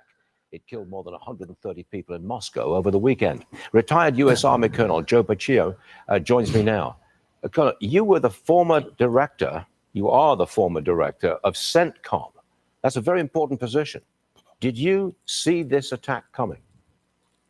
Well, Stu, last year U.S. Central Command, the command where I served as communications director, we informed the Senate Armed Services Committee that in early 2024, ISIS-K, which is the external-facing arm of ISIS, would have the ability to attack inside Europe. Okay, and then we saw this attack inside Europe and Eastern Europe, and that by the end of 2024, ISIS-K would have the ability to attack inside the United States. And so, yes, the intelligence community did see this attack coming. And of course, you know, Moscow was warned 2 weeks prior to this attack. So the intelligence community did see this coming. Now, do you think, in your opinion, will ISIS attack inside America? From what you know, is an attack likely here? Did you hear that? He asked, do you think we'll have attacks inside America on American soil? And don't forget, the FBI director, Christopher Wray, has given 5 warnings to Congress that it's very likely we could have conflict on American soil because of the open border. Listen to the answer. ISIS has global aspirations, Stu. You know that, ISIS would like a spectacular attack. Right now, I think their eye is on Paris. You just look at their social media yesterday, actually. Yesterday, their social media purported an attack on Paris. We know we've got the Olympic Games this summer. That would be a big target, a global stage, a global audience. But, ISIS-K, they want to attack inside the United States. Here in the United States, our intelligence community, Customs and Border Protection, Department of Homeland Security, National Security Council, they're all taking this very seriously, Stu, as they should, as you know they should. But we don't know who crossed our southern border, do we? What is it, 600,000 gotaways? We don't know who they are. They could, presumably, you think that some are members of ISIS, right? You're really honing in on it, Stu. That is the softest point of entry, okay? That is the weakest point. And so that's really where we believe ISIS-K would target. We believe that's where they would enter. Once they enter, of course, they'd have to galvanize, they'd have to organize, get weapons. But it wouldn't really be that complicated. You wouldn't really require that many members. You wouldn't need that much weaponry for attack inside the homeland. But Stu, our intelligence community is monitoring this, taking it very seriously. So we're basically being told it can happen. A lot of folks are fearful that something could happen. Now, the interesting thing is, as I was looking through the different news cycles, Texas has got the border. They're sending troops to the border. Hundreds of troops have been deployed to the border in Texas. Check this out. Isn't letting up. The Texas Tactical Border Force is deploying hundreds of soldiers to our border. Hundreds arrived in El Paso this afternoon. Our KTSM 9 News reporter Tirsa Ortiz is live in the Lower Valley with more details on how the force plans to help. Tirsa. Well, good afternoon, Estella. That's correct. 2 planes landed just hours ago, carrying about 200 specially trained Texas forces. Now, details are limited from the Texas military. However, it's clear that state officials are concerned with the growing tensions at the southern border. A spokesperson with the Texas military did tell our KTSM crew that the Tactical Border Force specializes in civil disturbances. So the Texas Tactical Border Force was just sent to the border. Again, it's called the Tactical Texas Border Force, has just been sent to the Texas border. The other thing we found, and I lost the clip, in Colorado, FBI over the last week has been doing a series of exercises with local hospitals in case we had biological warfare. In Colorado, several hospitals were working in conjunction with the FBI how we would handle if a biological warfare broke out, not only in the hospital, but how they would set up FEMA camps to handle the exposed people if they got infected with some biological chemical. All this happening right on the front and back end of this accident bridge and boat. Something to think about, keep in mind, because they would not probably want to alert everyone to what they know. So I think this is interesting. And a lot of people say, who actually runs the government, Pastor? I get asked that a lot. Who do I think actually runs the government? Now, again, this is Tulsi Gabbard, who is she's a Democrat who has gone independent. The one thing I like about her, in 2016, she's the only Democrat that met with Donald Trump at Trump Tower. All the others were invited. She's the only one. She still serves as a military officer in our reserve armed forces. And she serves in the medical unit, by the way, that responds to, if I'm not mistaken, exposure to chemical biological warfare. She's also the one that blew the whistle when people in Biden administration were denying that we had biological labs in the Ukraine. She finally went on record and said, I know of 27.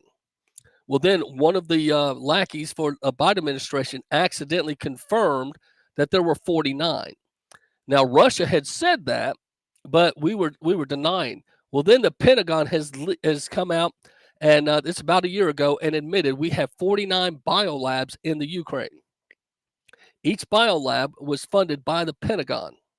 It takes 1,000 Americans on average to run one biolab because of the shifts and etc.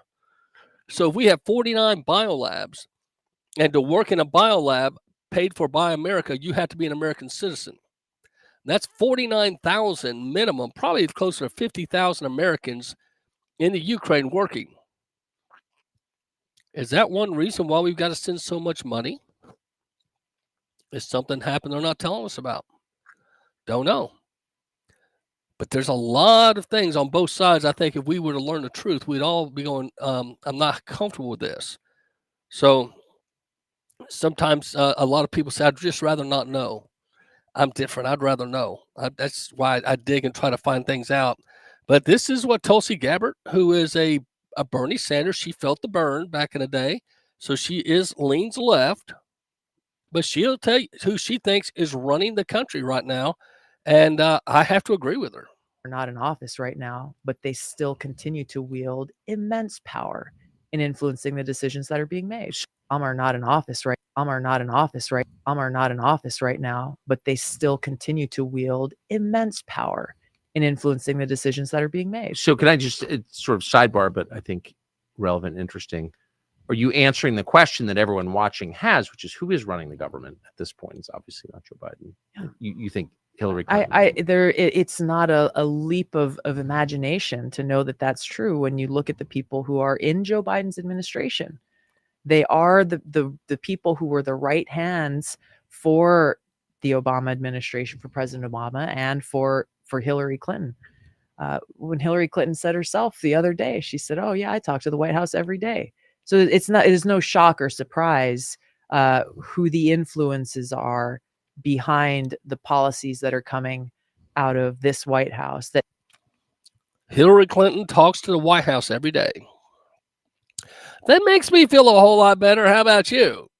But anyway, for Hillary Clinton to brag about it and Tulsi Gabbard to lovingly let us know, that ought to tell us something. Amen. Well, as hundreds are being deployed to the Texas border, we all just have to wonder what's going on here at the in our country. You are within 20 years of. So,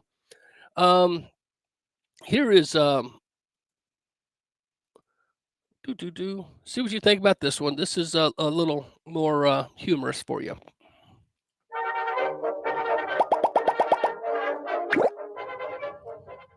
Well, I was reading a study this weekend, Sean, by a visiting professor at Stanford. And he says that the cost to make the world carbon neutral by 2050 and to sustain it until 2100 would be $27 trillion a year. That's about $2,000 trillion. That's not a plan. That's a fantasy. because countries like China and Russia and Iran and sub-Saharan Africa, India, are going to expect the American people to pay for it. And we don't have the money. And I think President Biden is planning on having the American people pay for it. Oh, hell no. And even if we do our part, we can't depend upon China to do anything other than what is in its self-interest, or at least the self-interest of the Communist Party of China. And they will be happy to see us spend all of our money while they spend zero and weaken our country. Yes, definitely. So you got to like this guy, Kennedy from Louisiana. But he just sums it up well. And Biden seems to put us on, just like it's like kids having the checkbook of their parents or the credit card and just thinking there's no limits. And that's the scary thing about our government right now is they seem to have absolutely no limits, no feeling of anything other than, hey, I'm going to spend what I want, when I want, and how I want. And that is very, very, very scary. But my theme song for the day is Blake Shelton's God's Country. I'm going to play this to the break, and we'll be right back.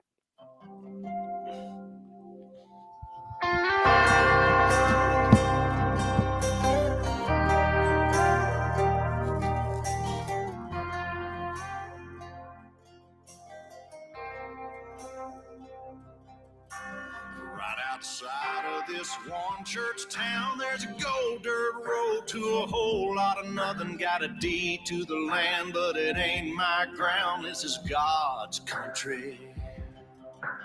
We pray for rain and thank Him when it's falling, 'cause it brings a grain and a little bit of money. We put it back in the plate. I guess that's why they call it God's country. I saw the light in a sunrise, sitting back in a 40 on the muddy riverside, getting baptized in holy water and shine with the dogs running. Saved by the sound of a pin found Dixie whistle in the wind that'll get you heaven bound. The devil went down to Georgia, but he didn't stick around. This is God's country. We turn the dirt and work until the week's done. We take a break and break bread on Sunday, then do it all again, 'cause we're proud to be from God's country. Yeah. I saw the light in a sunrise, sitting back in a 40 on the muddy riverside, getting baptized in holy water and shine with the dogs running. Saved by the sound of a pin found Dixie whistle in the wind that'll get you heaven bound. The devil went down to Georgia, but he didn't stick around. This is God's country.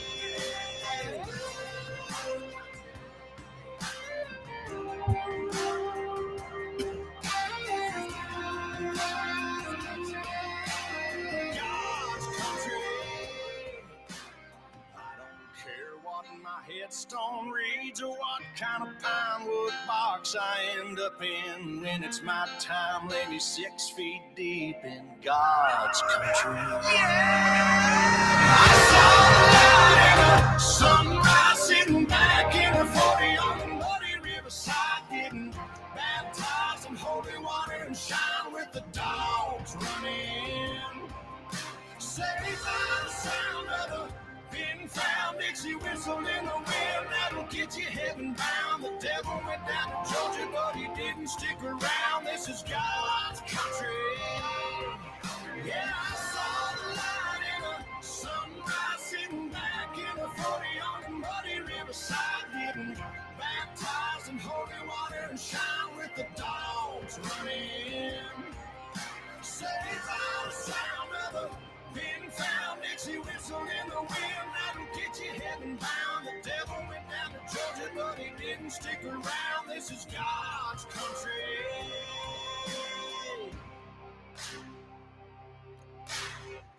That's a Blake Shelton, God's Country. I like that song. I know everyone says, hey, Mason, that's country music. Isn't that Secular music? Yeah, it is. Pretty good, too. As we start looking past the bridge and stuff, there's a couple things I want to bring back to your attention. And that is, if you guys remember, how this recent thing with Donald Trump has they're trying to sweep it and let's not remember anything that happened. Well, this is the Farage fella from over in the European area. If you remember, he did the Brexit movement. And this is his take on the appeal in the U.S. extradition also of Julian Assange. But he talks about how crazy it is how they went after Donald Trump. And just see what you think, because they're not wanting to talk about this anymore, but I want to bring it up for a reason. Listen and see if you agree with me. Donald Trump, of course, going from having to pay $500 million today for it now being dropped down, and he gets another 10 days, I think, before it's $155 million. All of the circumstances around what this situation is, to me, seems utterly disproportionate, especially when you have to pay the fine despite the fact that you're appealing the case. That, again, is truly astonishing, and I repeat the point about Julian Assange. Just look at the way Letitia James has behaved. Elected, saying, I'm going to go after Donald Trump. A victimless crime. Money borrowed from banks, paid back with interest. And the whole basis of this case is that places like Mar-a-Lago are valued at $18 million. Garbage. I mean, crikey, you couldn't buy the Century Hut at the front for $18 million. I mean, the whole thing is a nonsense. Good that the fine's been reduced. It's gone from being insane to obscene.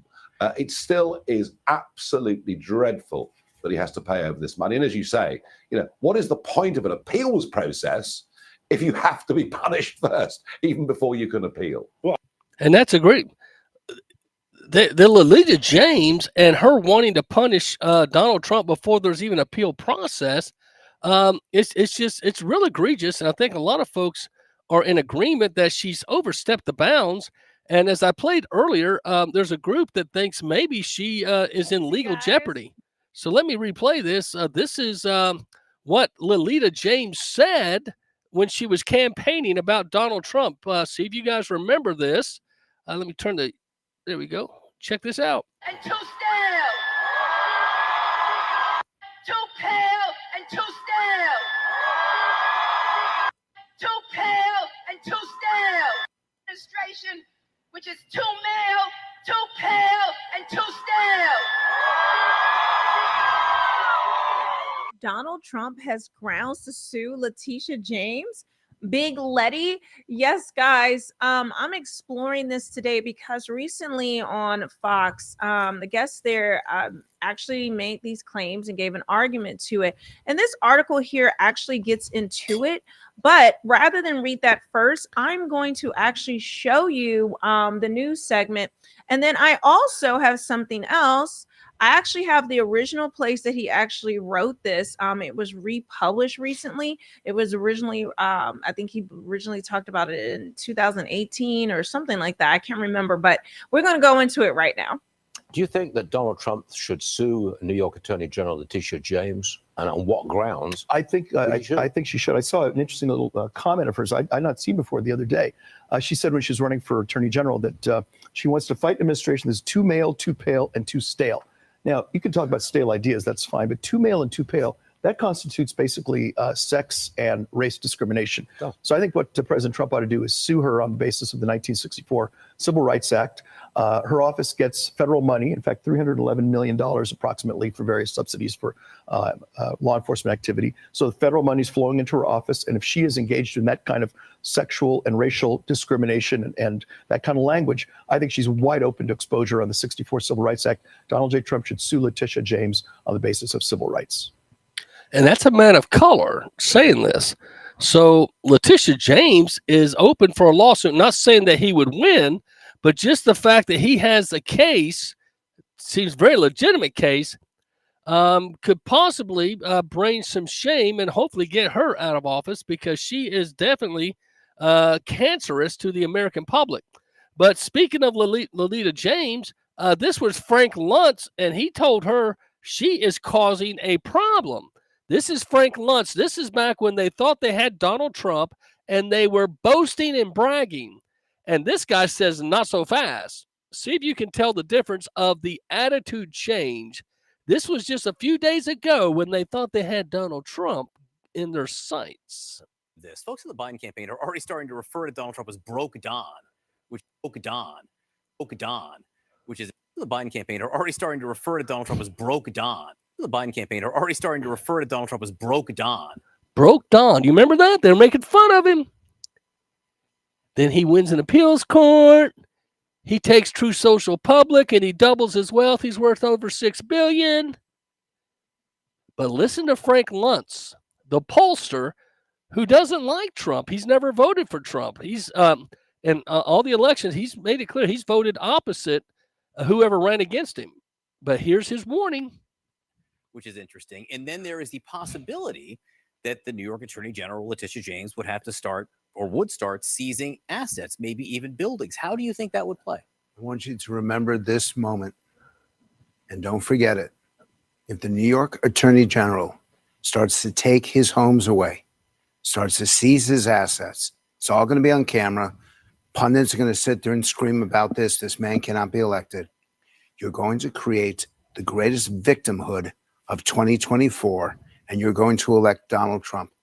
If they take his stuff, he's going to say that this is proof that the federal government and the establishment and the swamp in Washington and all the politicians across the country and the attorneys generals and all of this, that this is a conspiracy to deny him the presidency. He's going to go up in the polls just like he went up every single time they indicted him. The indictment, let's not talk about whether it's justified or not, but it will prove the things that he's saying on the campaign trail, and he will go up, and it may just elect him president. Do not forget that. And I say this to the Attorney General right now. If you play politics on this, this is what the secretaries of state did in Colorado and what they did in, I believe it was Maine. His numbers went up in both states. I don't understand. I'm almost speechless in how pathetic the opposition to Trump has been. How pathetic. And that was a message to Lolita James and the lip lock liberals and said, hey, you guys are nuts. Now, check this out. I've got another clip here for you. And this is maybe kind of funny one, but see what you think.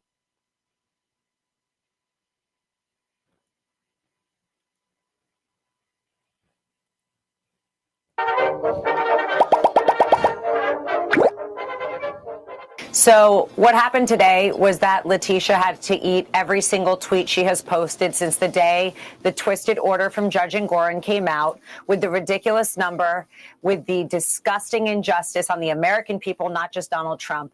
And I would love to see what she tweeted today, because she was having fun posting the interest on a man who has done nothing wrong and a family who has done nothing wrong every single day. And then the appellate division came in and said, sorry, due process still exists in America. You still get a right to keep your assets until we get to review what all these lawyers are saying was wrong. 11 weeks, I have never seen something, Jesse, like I saw in that courtroom.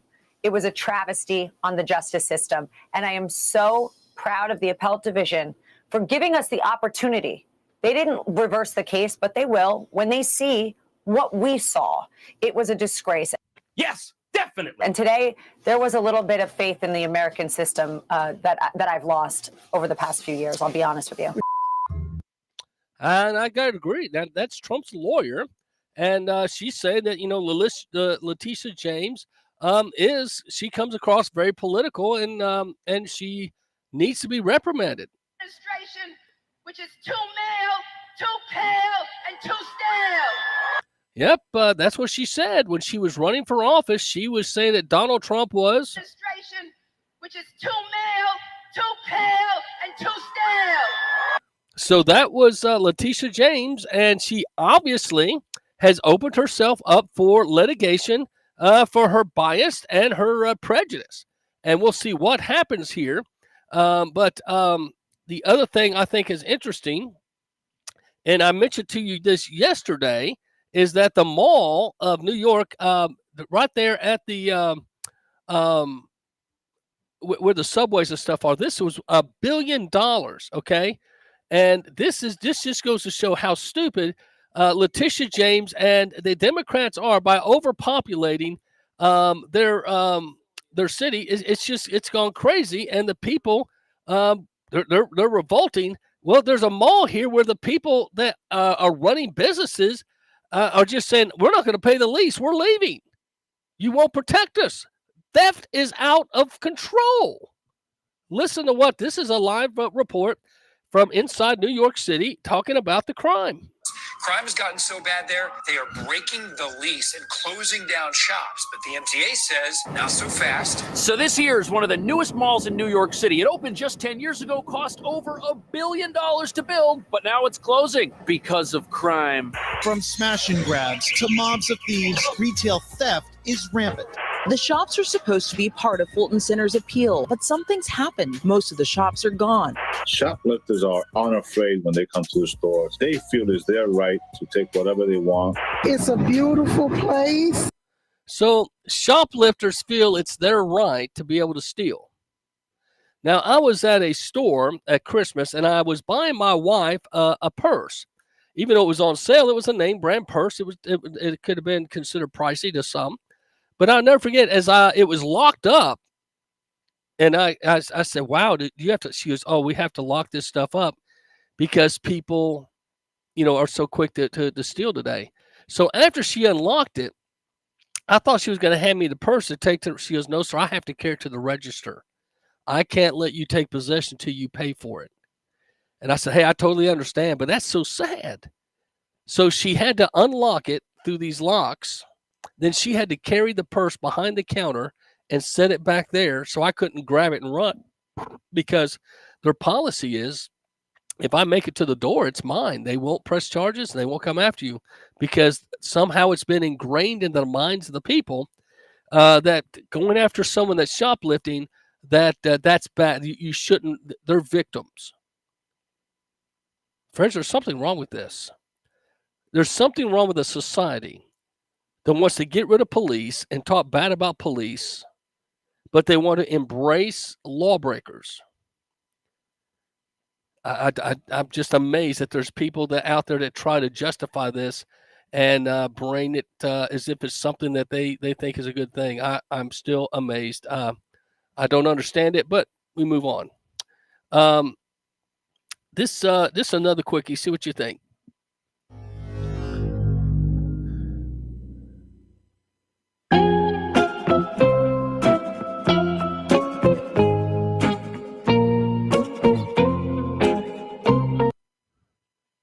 That case that's going forward in April is another disgrace and shows the demise of the state of New York, which I used to love. It's I see.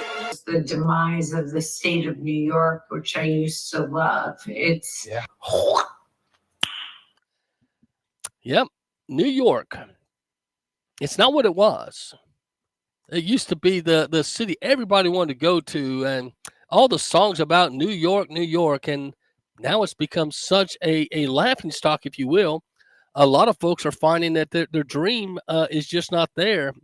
And so here is a thing: when your city goes to hell, this is a few words from the governor of New York. See what you think. And if you feel better walking past someone in a uniform to make sure that someone doesn't bring a knife or a gun on the subway, then that's exactly why I did it. I want to change the psychology around crime in New York City because we are the safest big city in America. Seriously?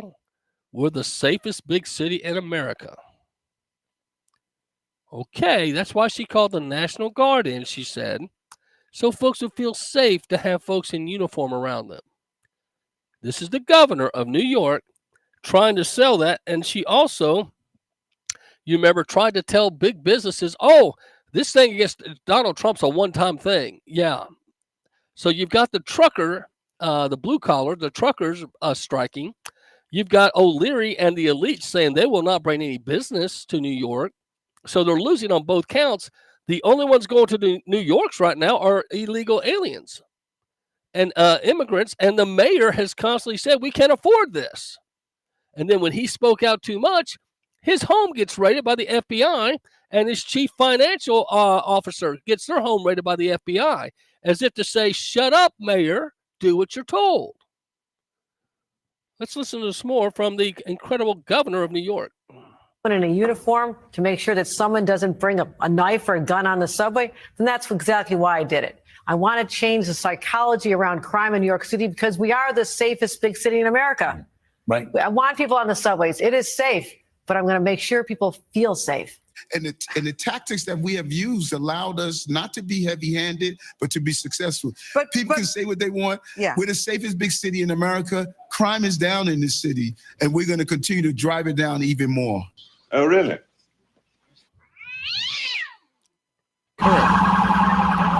It was a deadly day for New York City Transit. A 24-year-old man from the Bronx is being charged with murder for allegedly pushing someone onto the tracks in East Harlem into the path of an oncoming train during the evening rush hour. It's just getting dangerous, you know, and it's scary because I take the train at night and I'm afraid. I'm being honest. I'm really afraid. Because we are the safest big city in America. According to police, it happened at around 7 o'clock last night at the East 125th Street and Lexington Avenue station. Investigators say that 24-year-old suspect Carlton McPherson suddenly shoved a man onto the tracks as a 4 train was approaching the platform. The conductor was unable to stop the train in time, and that person was run over and killed. McPherson was taken into custody and subsequently charged with murder. He has 4 prior arrests, 2 for burglary, 1 for assault, and another for fare beating.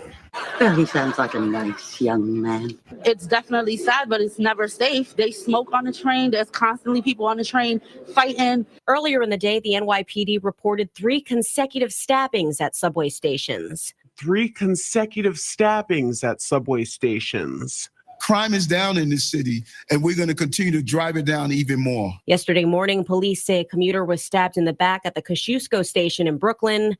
Hours later, a woman was stabbed in the back at the Franklin Avenue station in Bed-Stuy.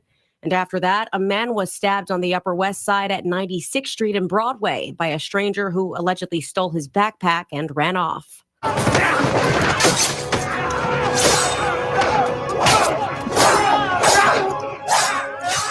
Right. I want people on the subways. It is safe. Bullshit. I'm sorry. That last part may have offended somebody, but New York. Donald Trump's from New York. He's a New Yorker, former Democrat, and they hate him now, at least the elite of the city. They used to love him. He helped build the skyline. Now, I explain, if you've watched some of my previous shows, about the sex mafia in New York that he took down, and that's a whole nother story. I'm not going to go through that today. But I think it's interesting that Donald Trump is the most pro-life president we've ever had. He stands against sex trafficking. He had the most arrests of sexual predators in 4 years than all the presidents from Jimmy Carter through Obama. And so I just think there's reasons they hate Donald Trump that they won't tell us why. And I think he's cleaning up things behind the scenes that they just are used to getting away with. That's just my opinion. We'll see as things move on. But there is a lady in downtown. She wanted Donald Trump to know that, hey, we support you, Mr. Trump. And she's a woman of color. And she said, hold on, Trump, we're coming. Do you remember this? Amen. Trump, we need you to hold on because we're coming. Now, I know it may feel like you got the world on your shoulders. They're trying to take all your businesses. They're trying to break you spiritually, mentally, and financially. But hold on, Trump, because we're coming. You have more support out here than you probably could ever imagine. We don't care about nobody calling us cult members. We don't care about nobody calling us mega extremists, right-wing extremists. We don't care anything about that. We want you to hold on, Trump, because we're coming. Isn't that powerful? Very nice of her to say that, because I think there's a lot of folks that are coming. Psalms 91 is a great passage, and I just thought I'd play. This is just a minute, just a scripture reflection. Psalms 91, see what you think. Psalm 91.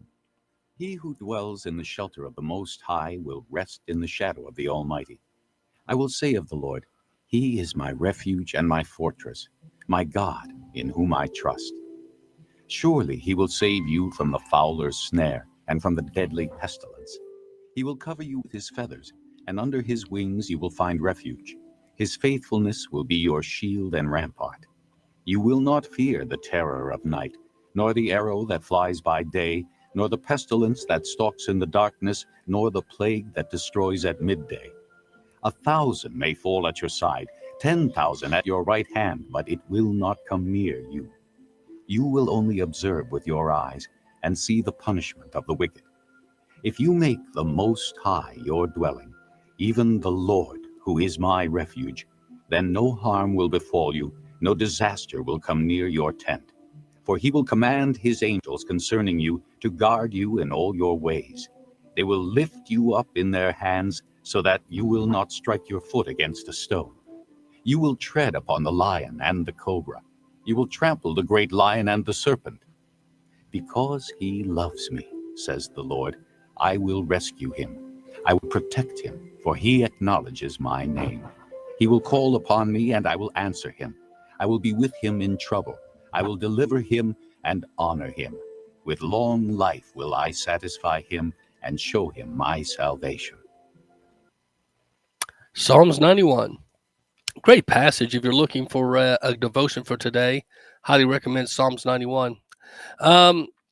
President Trump sells Bibles on Holy Week, and the opposition party, who hates Christianity, supports Satan statues in public buildings and pushes abortions up to the birth is melting down.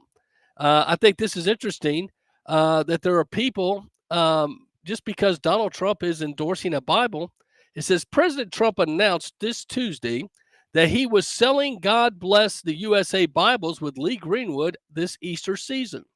Trump encouraged his followers to purchase a copy of God Bless the USA Bible for their home. President Trump released this beautiful statement in a video on True Social. He goes, "I'm proud to be partnering with my very good friend Lee Greenwood, who doesn't love his song, God Bless the USA. In connection to promoting the God Bless the USA Bible, the Bible is the King James Version and also includes our founding fathers' documents.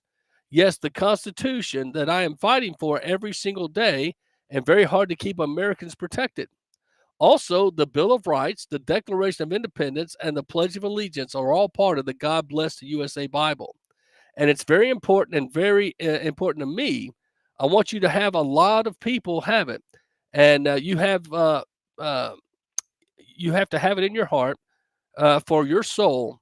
Many of you have never read them, and I don't know the liberties and rights you have as Americans and how you're being threatened to lose those rights.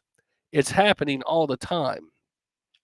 So it's very sad that what's going on in our country, but there's going to be a time to turn it around.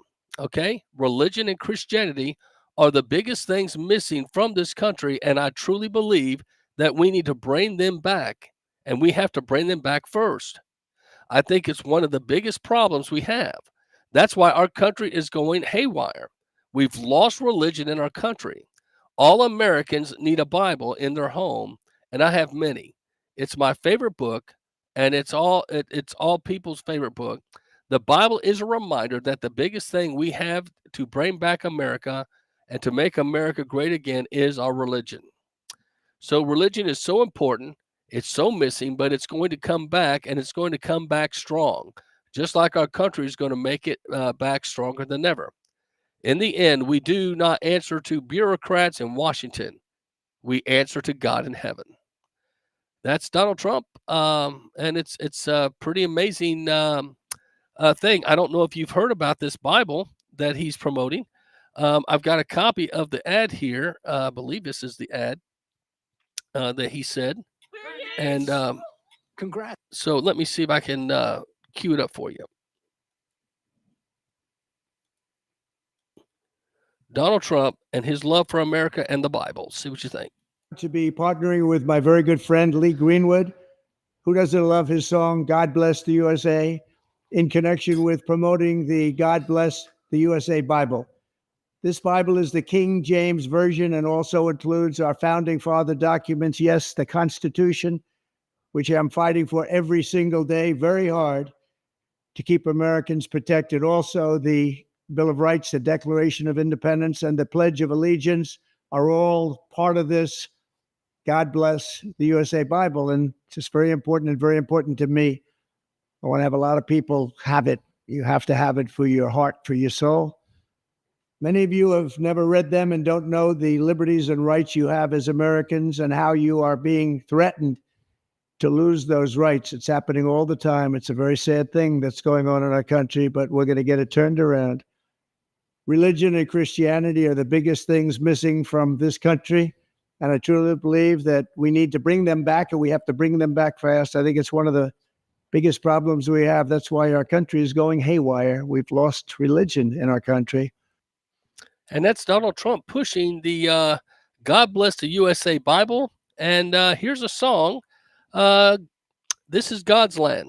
Y'all talking about moving on out if our man wins here in 2024? Well, might be time to pack your bags, because he's coming. It's the mayor of Magaville, Hadass, Trump Latinos. Let's take them to church. Here we go. This is God's land, we gonna keep it. You don't like it, you can leave it. This is God's land, we gonna keep it. You don't like it, you can leave it. This is God's land. This is God's land. Tell me how we get so low. Down a rabbit hole. Deep in the middle of the night. Down the dark road. Underneath the sky. Neon moonlight. You don't want to unite. And you don't know what's right. Gotta close the border, put America first. Gonna keep our guns, gonna take it to church. Step to the left, beside you the right. Ride the red wave, that way hold on tight. We're gonna get this party started right. So don't sit down where I will Joe. Do-si-do, yeah, we done with Joe. We need 4 more years of that American hope. You know Donald Trump's the greatest, America's favorite. Us hard-working patriots are running out of our patience. Gonna slide to the right, now you in Magaville. You hate this country so bad, then get up out of here. They're trying to rig the vote, we gotta stop the steal. Democrats turn God's land into a battlefield. Democrats turn God's land to a battlefield. Red clay dripping off the stars on my boots. Same old rusty truck blaming on my southern roots. We gon' set it off like a California sunset. Going down a rabbit hole until they bring Trump back. This is God's land, we gonna keep it. You don't like it, you can leave it. This is God's land, we gonna keep it. You don't like it, you can leave it. This is God's land. This is God's land. Tell me how we get so low. Down a rabbit hole. Deep in the middle of the night. Down the darkened road. Underneath the sky.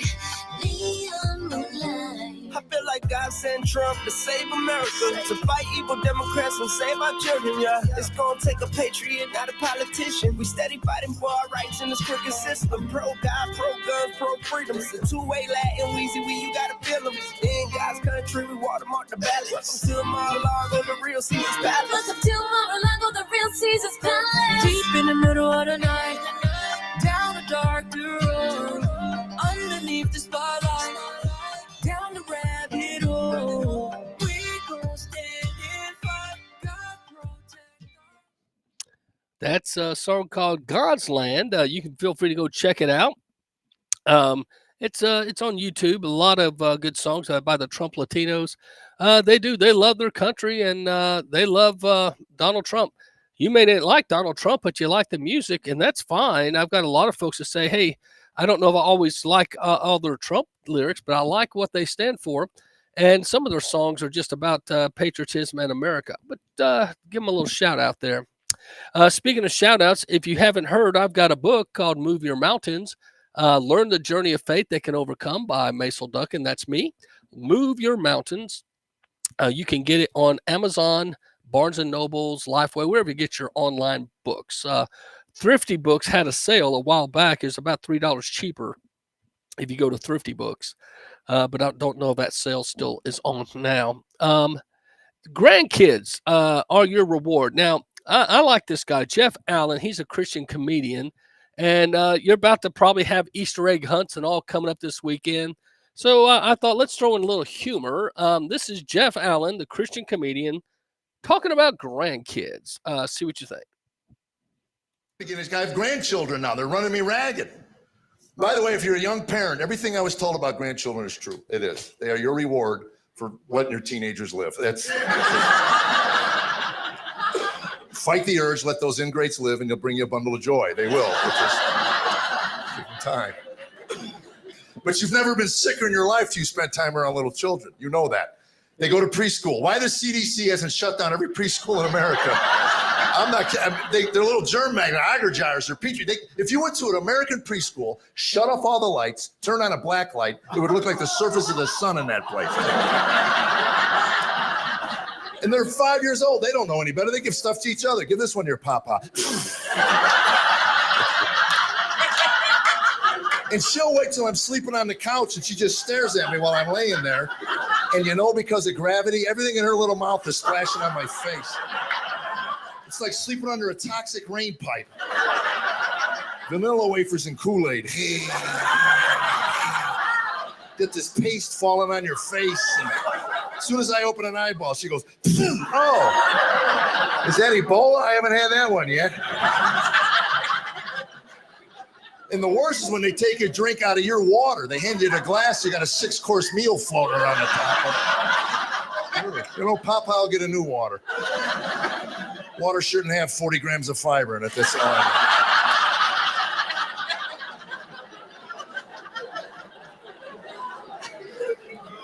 know.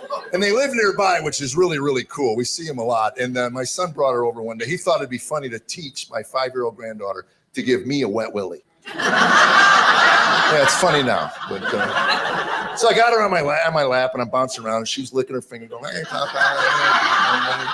You know, and it's kind of amusing, you know. 30 seconds into it, she goes, "Papa, I got pink eye." What?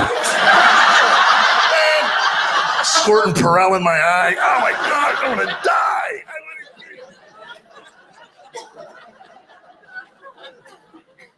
It was cool. She just turned 5. We had the birthday at our house, and it was really kind of cool. And my son dropped her off, and they had to go get her a gift, a bicycle or whatever it was. They didn't want it there. So they drop her off about an hour before the party starts, and she sees all the balloons and everything. She knows it's her birthday. She's 5. So she runs down. I'm on the couch. I'm reading a book. She's running down the hall. "I'm the birthday girl." And she disappeared. I didn't see her. And then I heard her plow into a wall. And I only tell you this because people after the show will ask me, "What sort of stuff makes you laugh?" That would be one of them right there. I'm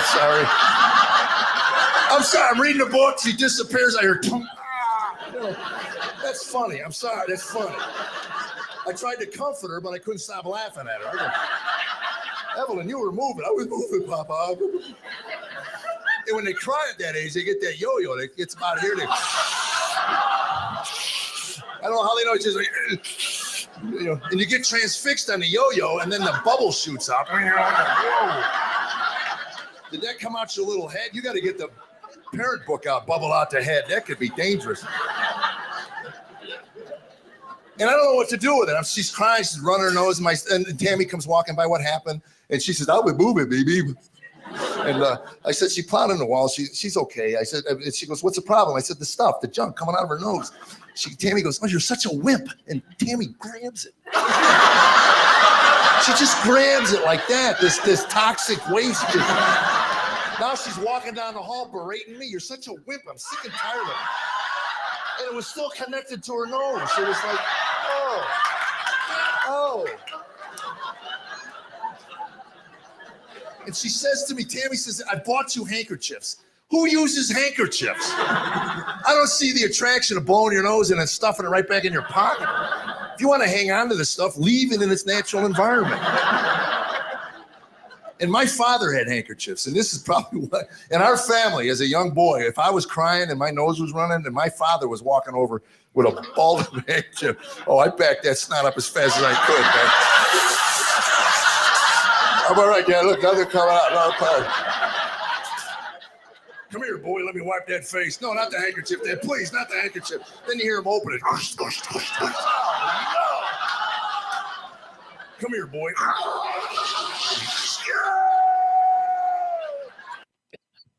That's Jeff Allen. If you want to check out a Christian comedian, it's on the Dry Bar website on YouTube. Jeff Allen. Grandkids are your reward. Way to go, Jeff. Good Christian guy. He also has a very strong testimony of how he came to Christ. He was an atheist, a non-believer, and he decided he didn't believe in Christ, and later came around to knowing Christ. So I thought that was interesting. Some of you have asked me about what happened yesterday because I didn't cover it very much in length. But the Daily Wire talked about Sarah Sanders sounds off on a Netflix series that's turning the Arkansas jail into a free-for-all reality show. The governor is upset about this experiment, but there's a sheriff because not all sheriffs are sane. Okay, some are wackadoodle.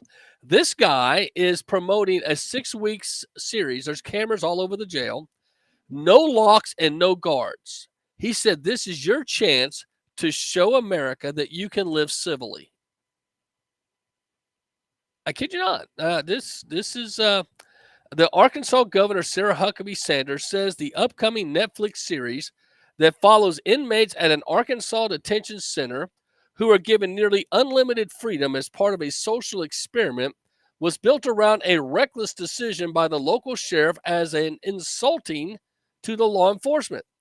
Unlocked, a jail experiment set to be released April 10th, films inmates after Pulaski County Sheriff Eric Higgins announces his plan to remove locks and officers to let prisoners be a community. The Arkansas Democrat Gazette reported that the experiment at the jail near Little Rock took place over 2 months last year and allowed inmates in one cell block to live without cell doors and move freely without any law enforcement. The experiment and the corresponding Netflix series was a mistake, Sanders told Daily Wire. Turning our prisons into free-for-all reality show is dangerous and insulting to our brave law enforcement officers who put their lives on the line to apprehend violent criminals. And she also says this is reckless decision by the Pulaski County Sheriff and highlights the need for our new state prison to keep repeat violent offenders off our streets and our communities safe. So here's the Jails in trailer. America are violent and understaffed, which means inmates are locked down for up to 23 hours a day. That's why this sheriff is willing to risk it all on a new, radical idea. No locks and no officers. And let y'all be a community. Detainees will have 6 weeks to prove that they can act more like people and not criminals. It could end helping somebody to be free and stay free. Man, come on. It's a pod full of felons. We running the pod now. But we still gotta follow the rules in here. We gonna get lit in this month. Dude, we finna make hoots when we drunk this here. You're not to let nobody mess this stuff up. Oh, you guys are gonna ruin it for all of us. It's a big opportunity for me that I can reconnect with my kids, be the best father that I can be. You want to keep this freedom to go by the basic rules and you'll be good. Let's go, people, let's go! So it's a Netflix film, comes out the 10th of April, and it's called Unlocked, a jail experiment. So it could be interesting. I don't know what you think about stuff like that. The only thing I'll say in favor of is this. It sounds like since there's cameras there and it's only one pod, they probably cherry picked some of the better people. I don't know. I've not done a deep dive on it, but I will say this. If you've ever worked in prison ministries, and I have some, there are some people in prison that deserve a second chance. And sometimes because of the lot in life, I mean, let's be honest, look what they've done to Donald Trump. I mean, people that have done far more worse crimes were penalized only, much less. So sometimes you're at the mercy somewhere in the country of someone that just hates you. Like Letitia James has said, too pale, too stale. She's very racist against white men. And so she went after Donald Trump. And so you might find yourself in a legal situation where maybe you did bend the law or break the law, but because of someone that wanted to make an example of you, they are too excessive. Take the January 6th prisoners. Okay. For maybe 3-4 hours, if you want to even call it lawlessness, some of these folks were spent, and they spent 23 hours out of 24 hours a day. Joseph Padilla's wife's been on my show several times. Her husband was asked several times to sign a statement that Donald Trump told you to charge the Capitol, and we'll make you a deal. He wouldn't do it. And for his first almost 14 months or more, he was not allowed to have a haircut, trim his nails. He ate sometimes dog food, rotten food. Sometimes all they gave him was a piece of toast and a boiled egg for the day. And then what you have to do is your family has to come up with money for you to buy through the commissary if you want to buy a Snicker bar or something. And so, and if you want to talk on the phone, your family has to pay 50 cents a minute for you to talk to your lawyer, for you to talk to your wife and kids.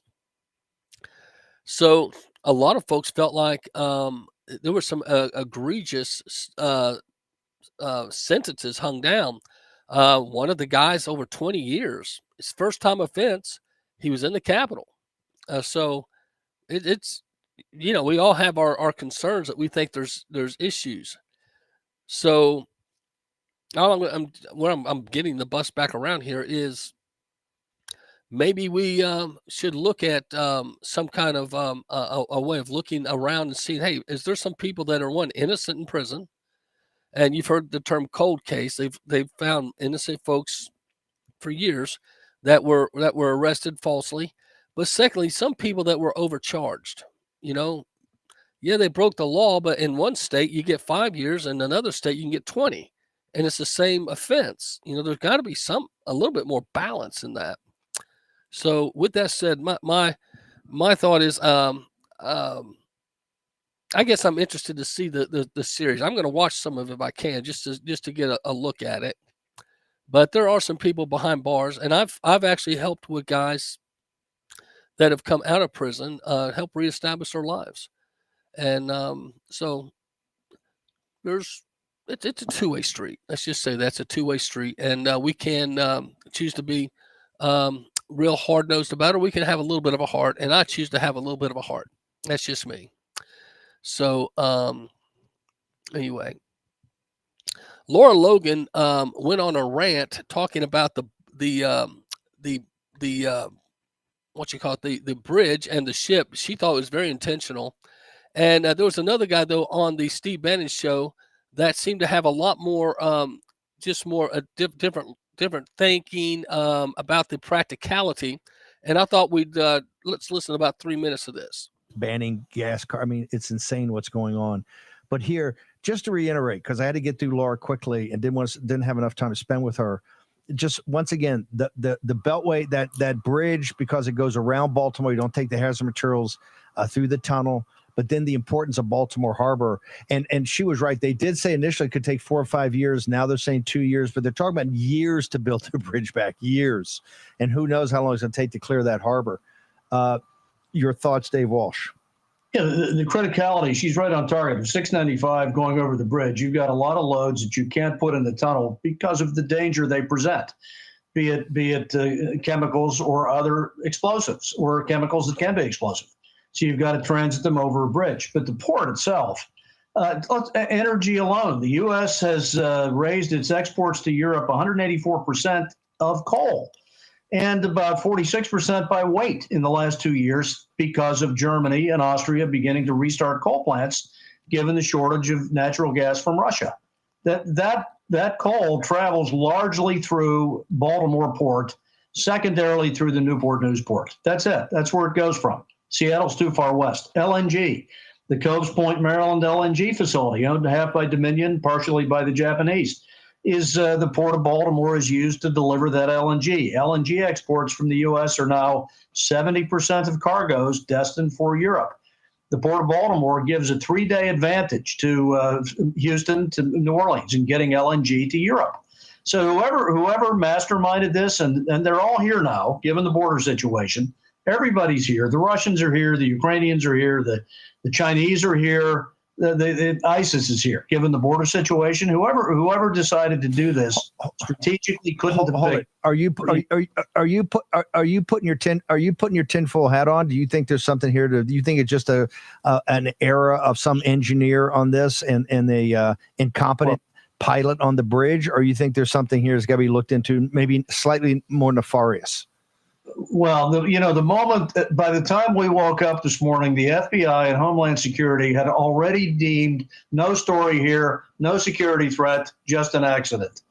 This morning, when we woke up, this is the Mannlicher Carcano being held up. We got this solved. It's all solved. We're done today, 4:00, November 22nd, 1963. Case closed. Case closed. Come on. This is an essential port. I've been around this stuff for years. Steel making, turbine making. This port is a big deal. It's a huge deal. So that's the Steve Bannon show. You want to check out the interviews. He had several folks on. And Laura Logan thinks this was a terrorist attack. She posted on her X account, "Welcome to the world of cyber terrorism. The ACC to Intel sources. The Baltimore Bridge collapse was a 9/11 style attack, but they won't admit it. We cannot see it because it was cyber attack. All the SCADA systems that run our critical infrastructure like sewage, electric grid, shipping, etc., are all wide open systems with no encryption because it's too expensive. They can shut us down anytime they want." If you heard the one guy, he went on to say that he believes all the bad actors have got people in play. He says China, Russia, the Ukraine. You've got the ISIS. You name the group, the MS-13 gang. Trump spent so much time getting out there; they're back in the country, and you wonder. We've got about 6 to 7 months before the election, and don't forget the eclipse is coming up on the 8th. Get your glasses. Don't look up; it may hurt your eyes. But I got these at the Staples in town. They're giving them out for free. But the eclipse is coming on the 8th, and a lot of folks are concerned that the eclipse. Don't forget the one in 2017 crossed 7 cities named Salem. This one coming 2024 is going to cross 7 cities in America named Nineveh. And they're going to cross in the patterns meet, even though one in 2017 has already happened. The one in 2024, they'll cross in Illinois at a place called Little Egypt. Now, there's some folks taking prophecies about Egypt that were meant for Egypt and trying to act like it's going to be here in America. I'm not going there. I'm not doing that. But the point is, it is a fact, Jack. It's coming, and many folks think they'll take advantage of that opportunity to create panic. A lot of schools are going to go ahead and be out, let folks stay home, and I found that interesting when the government says they're going to do that kind of stuff. They're going to make it like a holiday, I guess. Everyone can stay home and watch. But the Baltimore Bridge, $81 billion in trade. That's a big deal, and it's going to take years to rebuild, my friends. The ship crash sparks chaos for U.S. goods as collapse Brock's 9th largest hub for foreign goods. The 9th largest, and it handles 52 million tons a year. Okay, so the imports, this is what comes in predominantly. 750,000 cars and light trucks, 1.3 million tons of farm and construction machinery, and 1.2 million tons of sugar and salt. All right. What we tend to export from that port in Baltimore is 22 million tons of coal and 500,000 tons of a month of LNG. And then 444,000 cruise ship passengers depart from there. So the cruise line is going to be greatly affected by this as well. So it's something to consider. And was it an accident? Laura Logan, Intel sources claim Baltimore Bridge collapse on second busiest strategic roadway for hazardous materials was a brilliant strategic attack. Interesting. Another Black Swan event. This was sent to me by my Georgia Bulldog reporter. This is a major infrastructure hit. The Port of Baltimore is a major port serving Baltimore and Washington, D.C. All the shipping north of the bridge is now trapped in place. No other shipping can get in. The tunnel shown has height and hazardous cargo restrictions. It can't take the heavy trucking traffic that used the Francis Scott Key Bridge, which took years to build back in the 70s. So there's a lot of news about this attack, and a lot of folks are concerned, and there is skepticism, which I totally understand. So it's something for us to keep in mind, and to take into account that there's possibly a nefarious situation here. But again, it's not been proven. So I'm not going to completely say, yes, it was an attack, but I'm also not going to quickly say, oh, it was no big deal. If I had to pick, I would lean toward it being nefarious, because I still think it's all for coinky dinks on the day that Kennedy announces his VP choice. Okay, the Democrats don't want him catching any steam. And also the day that the good news for Trump was being reported, that he had the reduction in the fee in the appeals court, plus his True Social more than doubled his wealth. He's worth over $6 billion now. They don't want that out there. They want him to look bad, and Kennedy to look bad. That's just my opinion. You've got to consider that. It's just me. You got to consider that. Now, some of you may say, no, I don't have to. That's okay. But I need to ask you something. Are you a Christian, and every now and then you just want to say a bad word? Well, my buddy Tim Hawkins talks about this. You know, Christians sometimes need to express their frustration. See what you think. I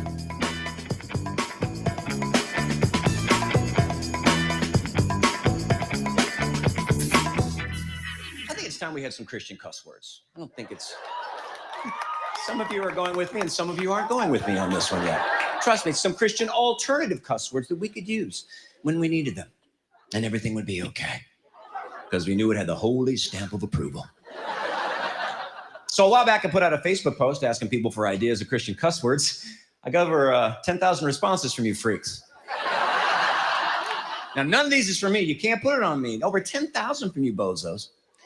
It took me 2 weeks to go through them, and I whittled it down to about 100 or so Christian alternative cuss words that you could use. I haven't memorized it yet, but I'd like to recite it for you right now. So Christians, just take these and cuss up a storm. Listen up. Here we go. Shucks, rats, gadzooks, shizzle, toot. Toot.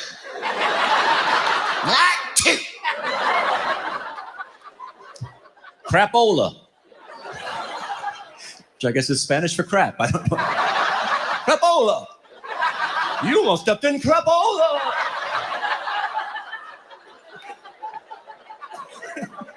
Or it's the worst crayon color ever. Hey, who's got the crapola over here? Trying to draw a tree trunk. I need you. Stop taking my crapola.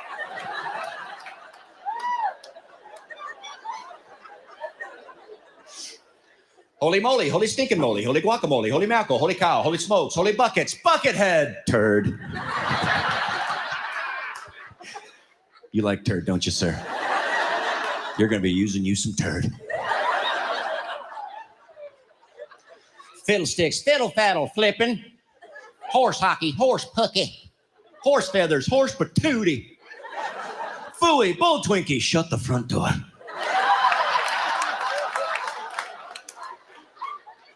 Okay. I didn't even know it was open.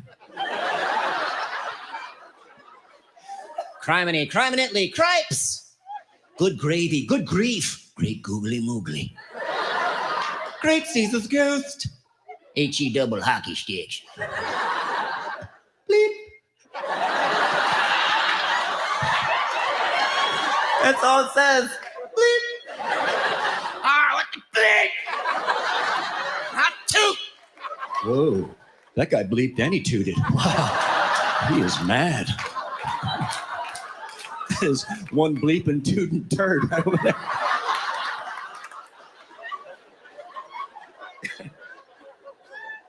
Son of a biscuit eater, son of a Baptist preacher, son of a bacon bit, son of a nutcracker, son of a motherless goat. That's not even possible.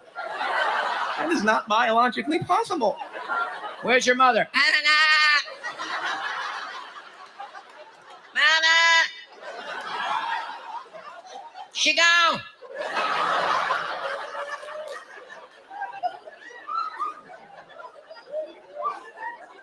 For heaven's sake. For the love of Pete. For Pete's sake. For crying out loud, jump in, Jehoshaphat.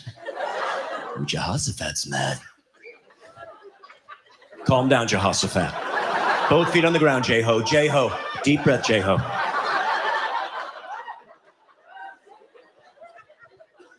Raza, fraza, raza, fraza, raza, fraza, raza. Crud. Crud muffin. What is that? Hey, y'all wake up. Mama made crud muffins. You're going to miss the crud muffins. Get in here. I love Mama's crud muffin. Tall glass of milk and a crud muffin. Ain't no better way to start the day. Gee Willikers, mother of pearl. Shucky darn nerds.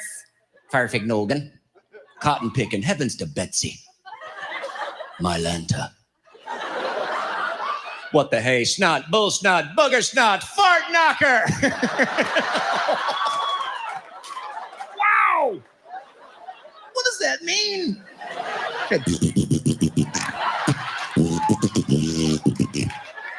Who's at the door, Daddy? Some fart knocker. Tell him to go away. Now, Daddy said, go away, fart knocker. We don't want you here. He knew it was you by the way he's knocking, fart knocker. Shut the front door, fart knocker. Ring the bell next time, fart knocker.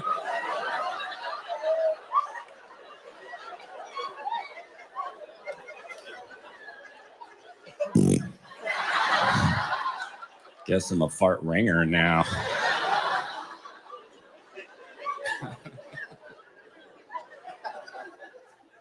Cheapers. Jeez Louise. Mother Francis, Judas Priest.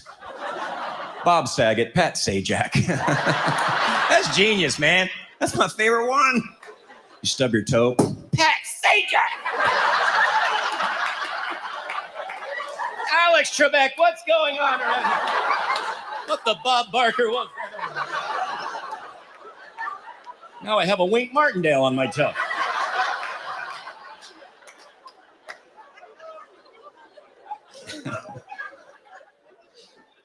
Sheesh. Booty. Shut your pie hole. When would you use that? Sir, shut your hole. You have pie in your hole. Shut your hole over the pie. Or I will cram a crud muffin right in your pie hole. I will. Don't think I won't do it, you turd. I will cram a muffin, a crud muffin in your hole that is filled with pie right now. And it's going to be a full hole.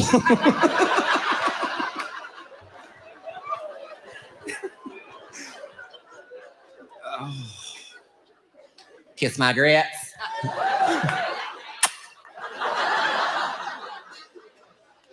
Malarkey, doo-doo, caca, Bolshevik. That was close.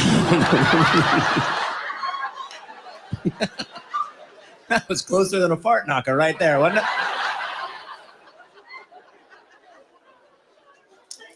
Gosh. What the what? What the devil? Wingnut. Ticked off. Jackwagon.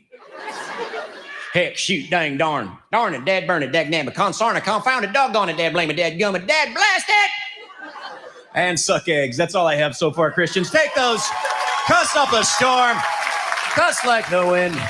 That is Tim Hawkins, and he's going to be in Chattanooga April the 4th. I'll be there. My wife's taking me on a date. We're going to take some friends with us. And so Tim Hawkins coming to Chattanooga April the 4th. Don't miss it. Look it up online. And we're out of time. God bless you guys. And we'll see you later, America. Be safe. And remember, Easter is coming up. Make sure you celebrate the resurrection of Christ. And if you can,